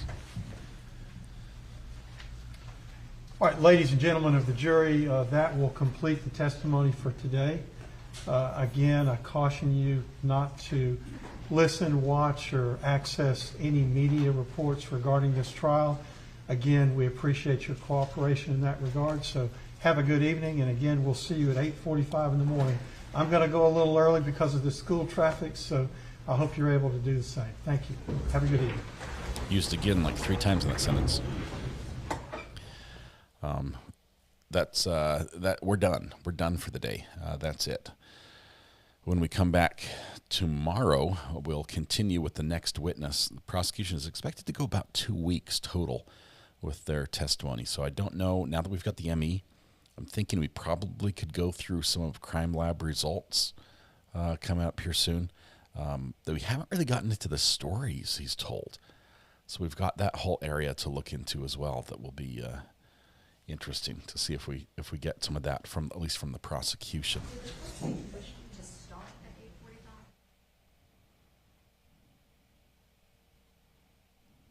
Let's see what we got going on here. Nope, I think we're done. We're done. All right. Was a JAG attorney. Yes, was. Is now the operative word in this one. I don't think she was dismembered inside a house. And I think I would agree. We've had a couple dismemberment cases. Remember the RV one? And just the massive amounts of blood that are involved in a dismemberment. She might not have even been killed with a knife. There might not have been any sharp object involved in her death. So that would probably lean towards a strangulation or something like that. That could be what happened. Although there was some blood on the couch, some blood on the wall, but like not enough that you would think that was the site and that was the method. I don't know. We'll probably get some more answers. Maybe that'll clear that up a little bit. But is he out on bail? He is not. He's not been able to come up with the $5 million cash or $10 million in property that he needs to secure his release. So no, he's still in custody. Has been for quite a while. That is his parents behind him. I believe he does have some family support there with him. He should have went pro se. That would have been crazy. Let's see. Ivan Victor comes out and says, for those who care, the function, what was it? The Milwaukee Brewers are the best team in baseball record-wise with less than 2 months to go despite having the 6th lowest payroll in the league, meaning they have the highest performers per salary dollar, I think. That's awesome. I'm a big Brewers fan now, Ivan. A big Brewers fan. I don't think I could tell you what their uniform looks like, but I'm rooting for them. All right.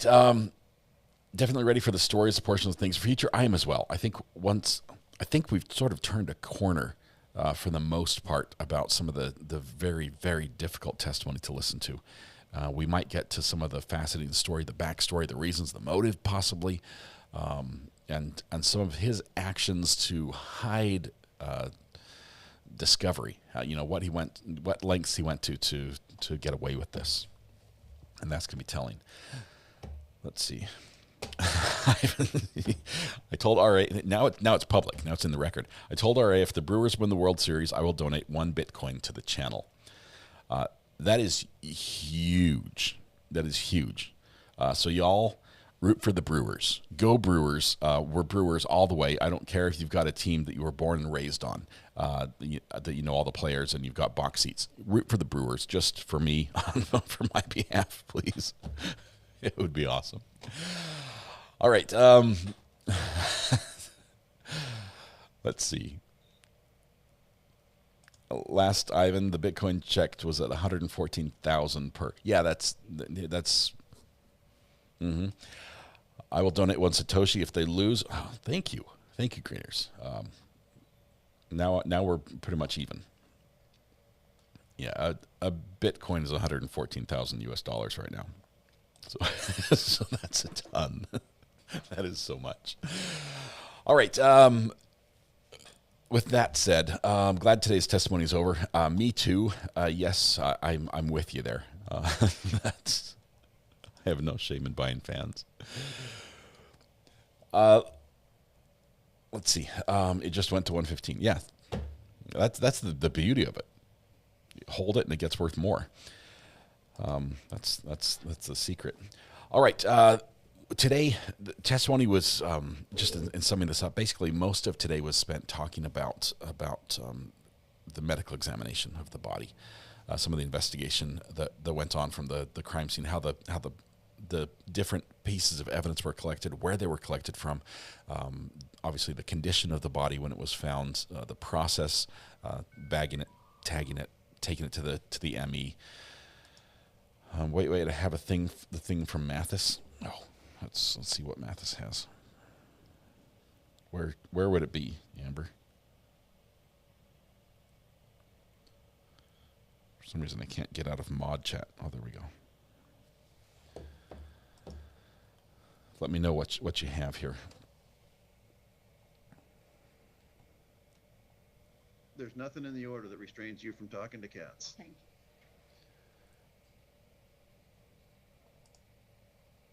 And Josh says, wait, I have something.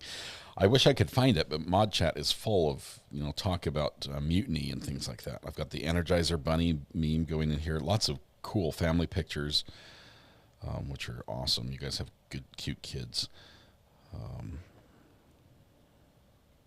Oh, I've got it. Hang on. I've got the thing from Judge Simpson's court. I recorded it. Thank you. Let me see if I can find this really quickly. Let's go back one. I think that's it.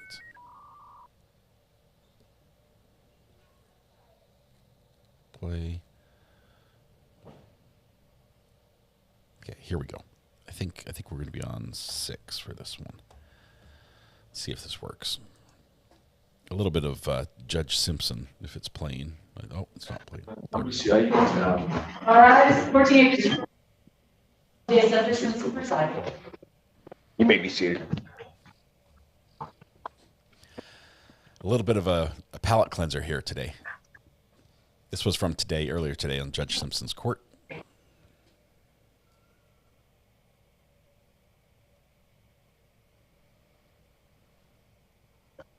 The next one is Court does call the case of the people versus Esther Paper. Christina Beard, for the people. I think this Good morning, Assistant Public Defender Lauren Perry on behalf of Ms. Capper. Ms. Capper, please state your name for the record. Esther Capper. This one's really fast. Your Honor, we're requesting an adjournment. I'm hoping to get some more mitigation information over to the people. Granted. September 17, 2025, 9 a.m. Bond will continue. Thank you. Thank you. Thank you. Court calls the case of the people versus Alexis Brown. Christina Beard, for the people. Good morning, Assistant Public Defender Lauren Perry on behalf, well, not on behalf of Ms. Brown. We are the attorney of record on this case. When I did meet with Ms. Brown, she informed me she wants to represent herself. Nice. Perfect. Your name? Alexis Brown. All right. Is that correct that you want to represent yourself? Yes, it is. All right. So, in this matter, Ms. Brown, I do have to inform you that the complaint in this case alleges that on or about June 8, 2024, the location of 3001 Woodland Hills Drive in Pittsfield, Washtenaw County, State of Michigan, that you did commit the offense of assault and/or assault and battery against a Latasha Browning. Do you understand what you're charged with? Yes, I do. That is a misdemeanor, punishable by 93 days in jail, $500 fine plus court costs. Do you understand the maximum penalties? Yes, I do. There are certain things that are fraught in self-representation in terms of understanding the Michigan court rules and in terms of the court procedure. You would need to understand that if you would like to represent yourself, that you would be held to the same standard as any other attorney. Mm-hmm. The court will not be assisting you in any fashion whatsoever. You understand that? Okay, so the time that I served, don't that counts for the 93 days? I'm sorry? The time that I served already, don't that counts for the 93 days? I don't know how much time you. I served 30 days already. And if you serve 30 days, you still have 60 to go. I'm trying to look at what your bond is on this case. What do you have a bond?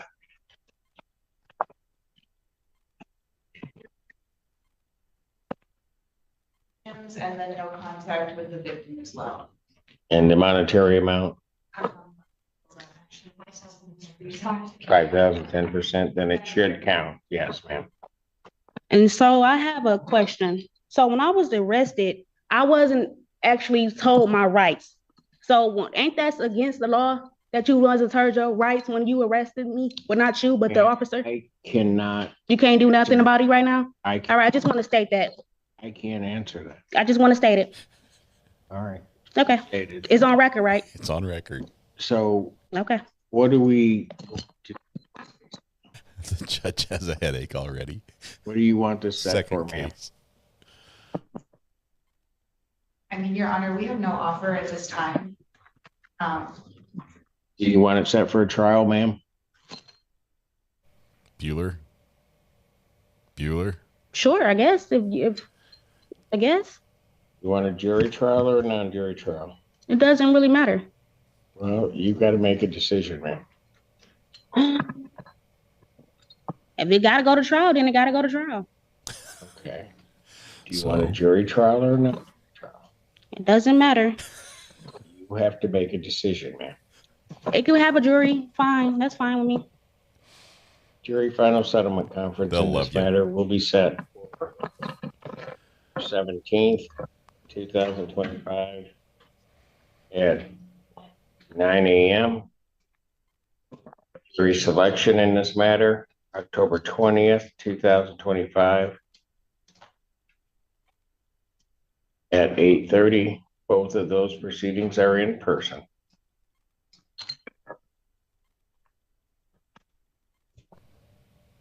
Thank you. So am I free to go? So why am I not free to go? Why do I still have these She just bracelets? said she got a bond. Pardon? Why am I not free to go? Why do I gotta serve time when I'm not even? You have a bond on the case, ma'am. So if I get my money, I can get out. But she just said it was no bond. Post bond, you can get out. So I'd rather post bond. So where do I go from here? You need to post the bond. Okay, what's the bond? Because you just asked her the same thing. Because she said it's $500. Yes, ma'am. Okay, so I'd rather post bond. Where do I go from there? You can go post bond. Okay, thank you.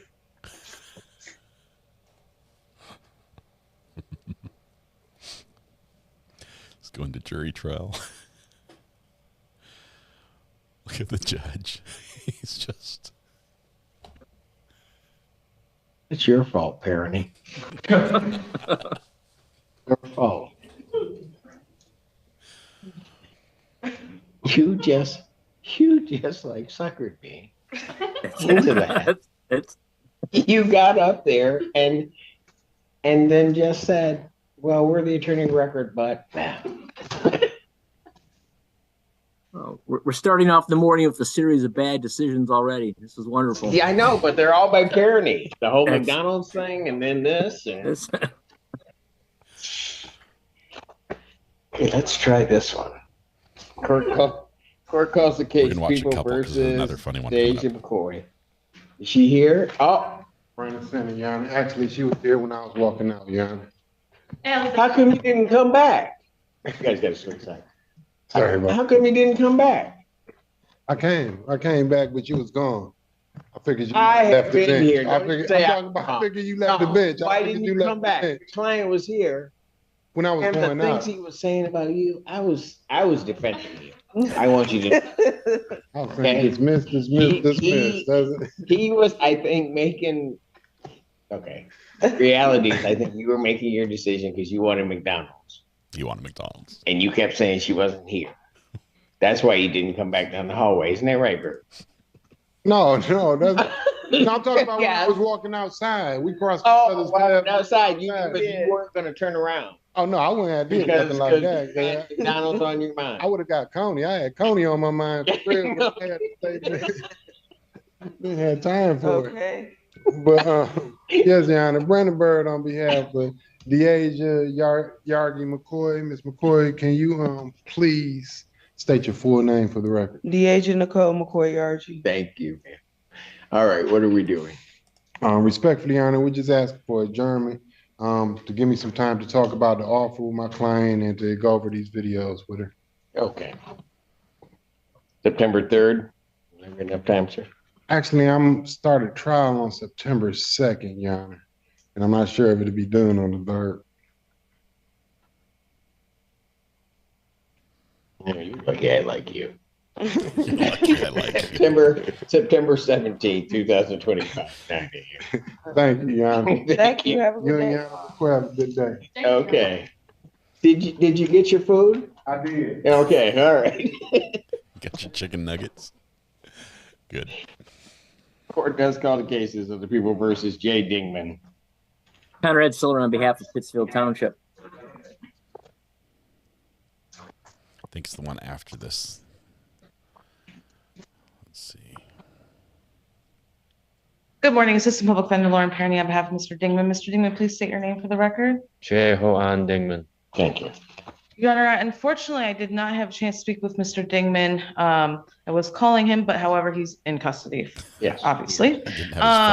I believe he's being held on a felony case that is before Your Honor. I do not remember the next date. I would ask for the next possible date so I can have a full conversation with Mr. Dingman about what's going on these cases and how we can resolve them. He's up tomorrow. Okay. Then what I'll do is I'll adjourn all these to September 3rd, my next date, 2025, 9 a.m. Thank you. I'll see him tomorrow. And I apologize, Mr. Dingman, for not speaking with you. Sorry. Thank you. Thank you, sir. Apology accepted. Now go back to your cell. Paging Mathis, Court please call check your case Stephen DMs. versus Renee Darga. Mathis, check your DMs. Ayden on behalf of the people, Your Honor. There's one coming up that I think I remember. There was another funny Your one. Honor, Okay, I'll issue an order to show cause for defendant's failure to appear.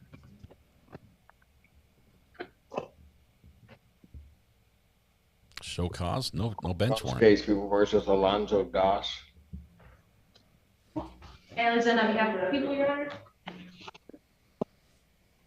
An Assistant Public Defender, Natalie Pate, with and on behalf of Mr. Doss, who should be present via Zoom. Hello, Mr. Your Honor. Doss? All right. Do you have a camera? Yep, trying to cut it on. Yes, sir. Mr. Doss, where are you? Sorry about that. There we go. Oh, there he is. Okay.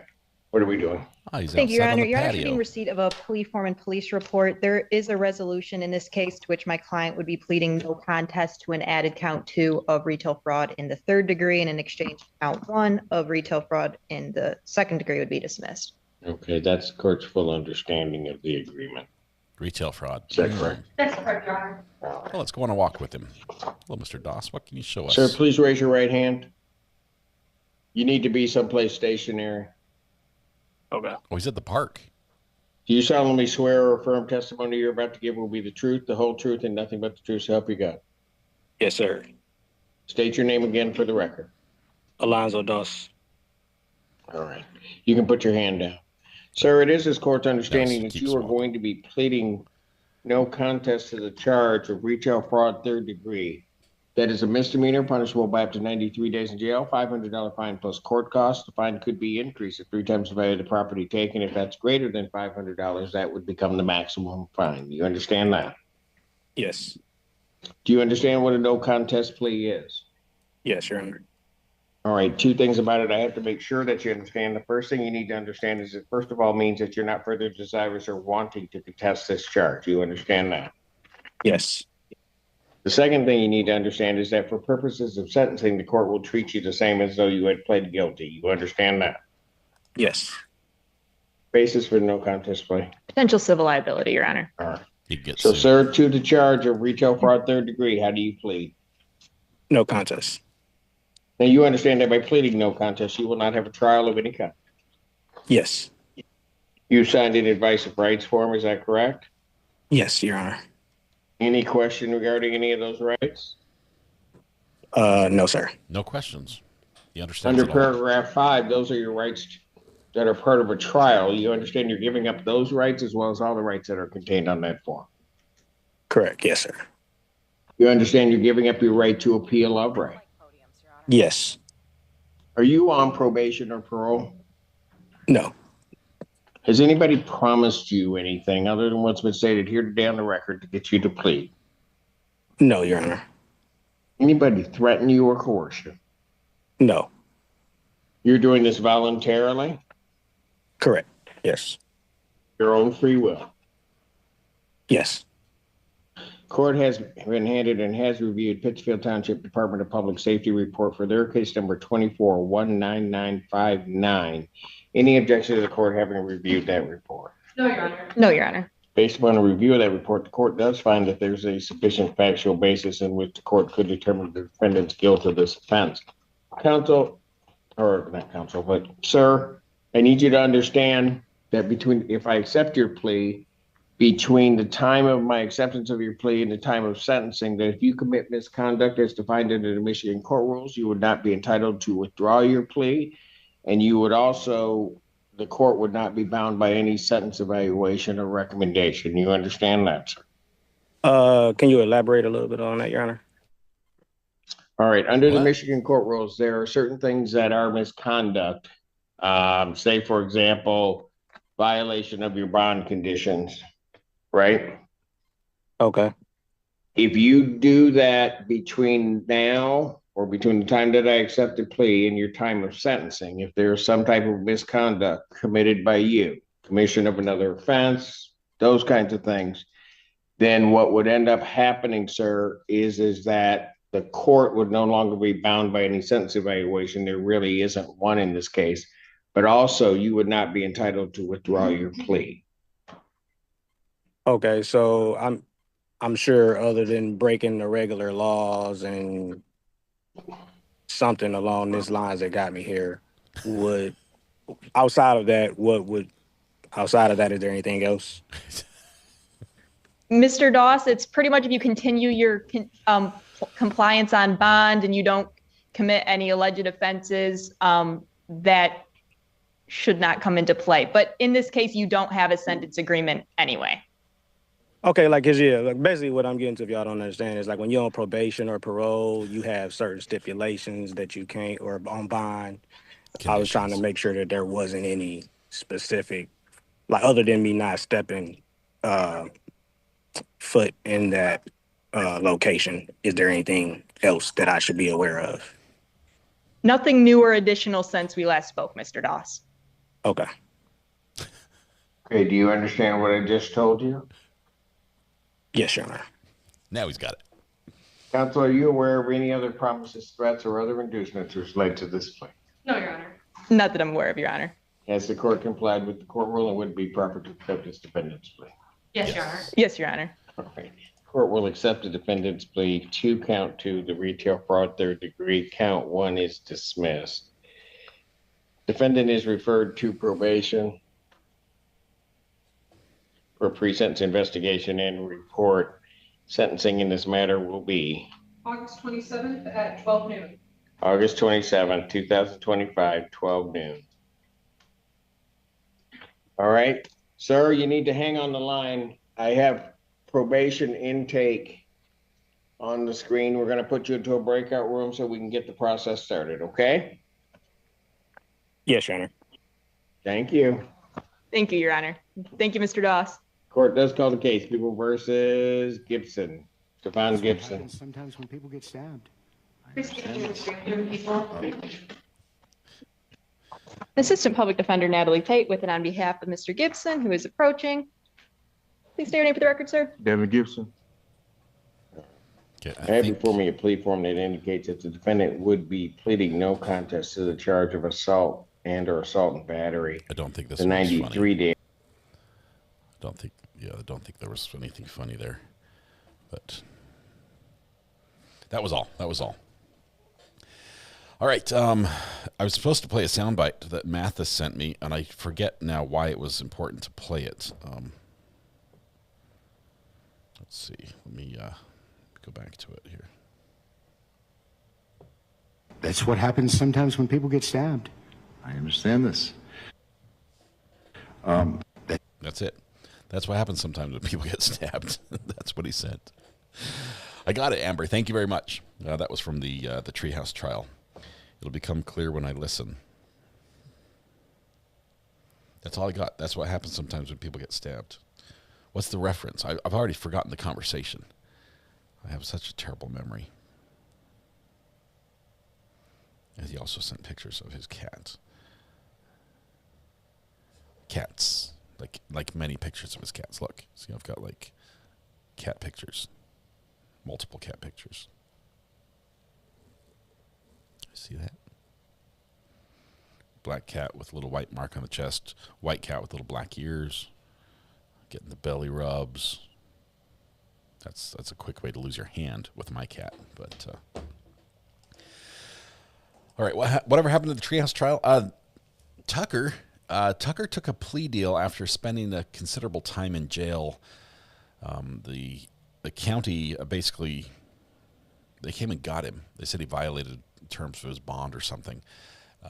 Came and got him, arrested him, and hauled him back down to jail.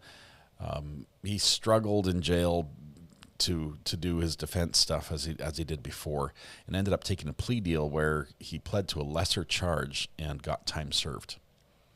And he's out. So it's over. It's done. Let's see. I think that was all. Do you see who returns to Judge Simpson? Yes, Mr. Magoo, which means we're gonna have to book. We're gonna have to save that one. We'll get Mr. Magoo saved tomorrow. Remind me in the morning, mods. Can you do this? You were the one who was talking. I don't remember anything. Like, I have the memory of a goldfish. Like, think Dory in Finding Nemo. That's where I'm at. It's funny. Escape. You know, that's me. That's me.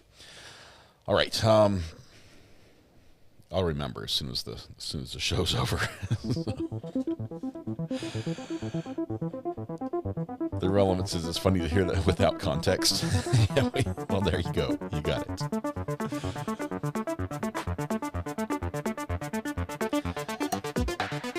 There, look at that. Camilla, #1 in points. Doing great. Wait, what did mods need to do? Reminds me about the Mr. Magoo, so I can capture that as it happens. Sandy, thank you very much for the excellent coverage on such a difficult topic. We appreciate it. Sandy, thank you very much. Thanks for your support. Thanks for being here. Thanks for making this place what it is. It wouldn't be the same without you here. Tonight, when you go home, please hug the people you love, smile at someone, make their day just a little bit better, and please stay safe. We will live again tomorrow morning, about 8:30, 8:45-ish. That's what we're shooting for. I think we'll try 8:30 because I heard them talking about possibly starting at 8:45 tomorrow. Just in the little hot mic moment we got right as court was ending. Sorry, that music is so loud. Yeah, so we're gonna get in here just a teensy bit early, and just in case court does start early. They've had a lot of timeouts or breaks today, and I think the prosecution is aware of that. And the judge wants to move things along, so maybe an early start tomorrow. Let's see. Thanks to our wonderful mods. Thank you all. Appreciate that. I'm going to go ahead and clear off Dr. Lehman from the pinned message. We're done with him. Tomorrow, if you want to be first in chat, just remember, like the stream, subscribe to the channel, click the inform me button, and then be first in chat. First person in chat wins the internet. It could be you. You guys have a great night. See ya. Bye.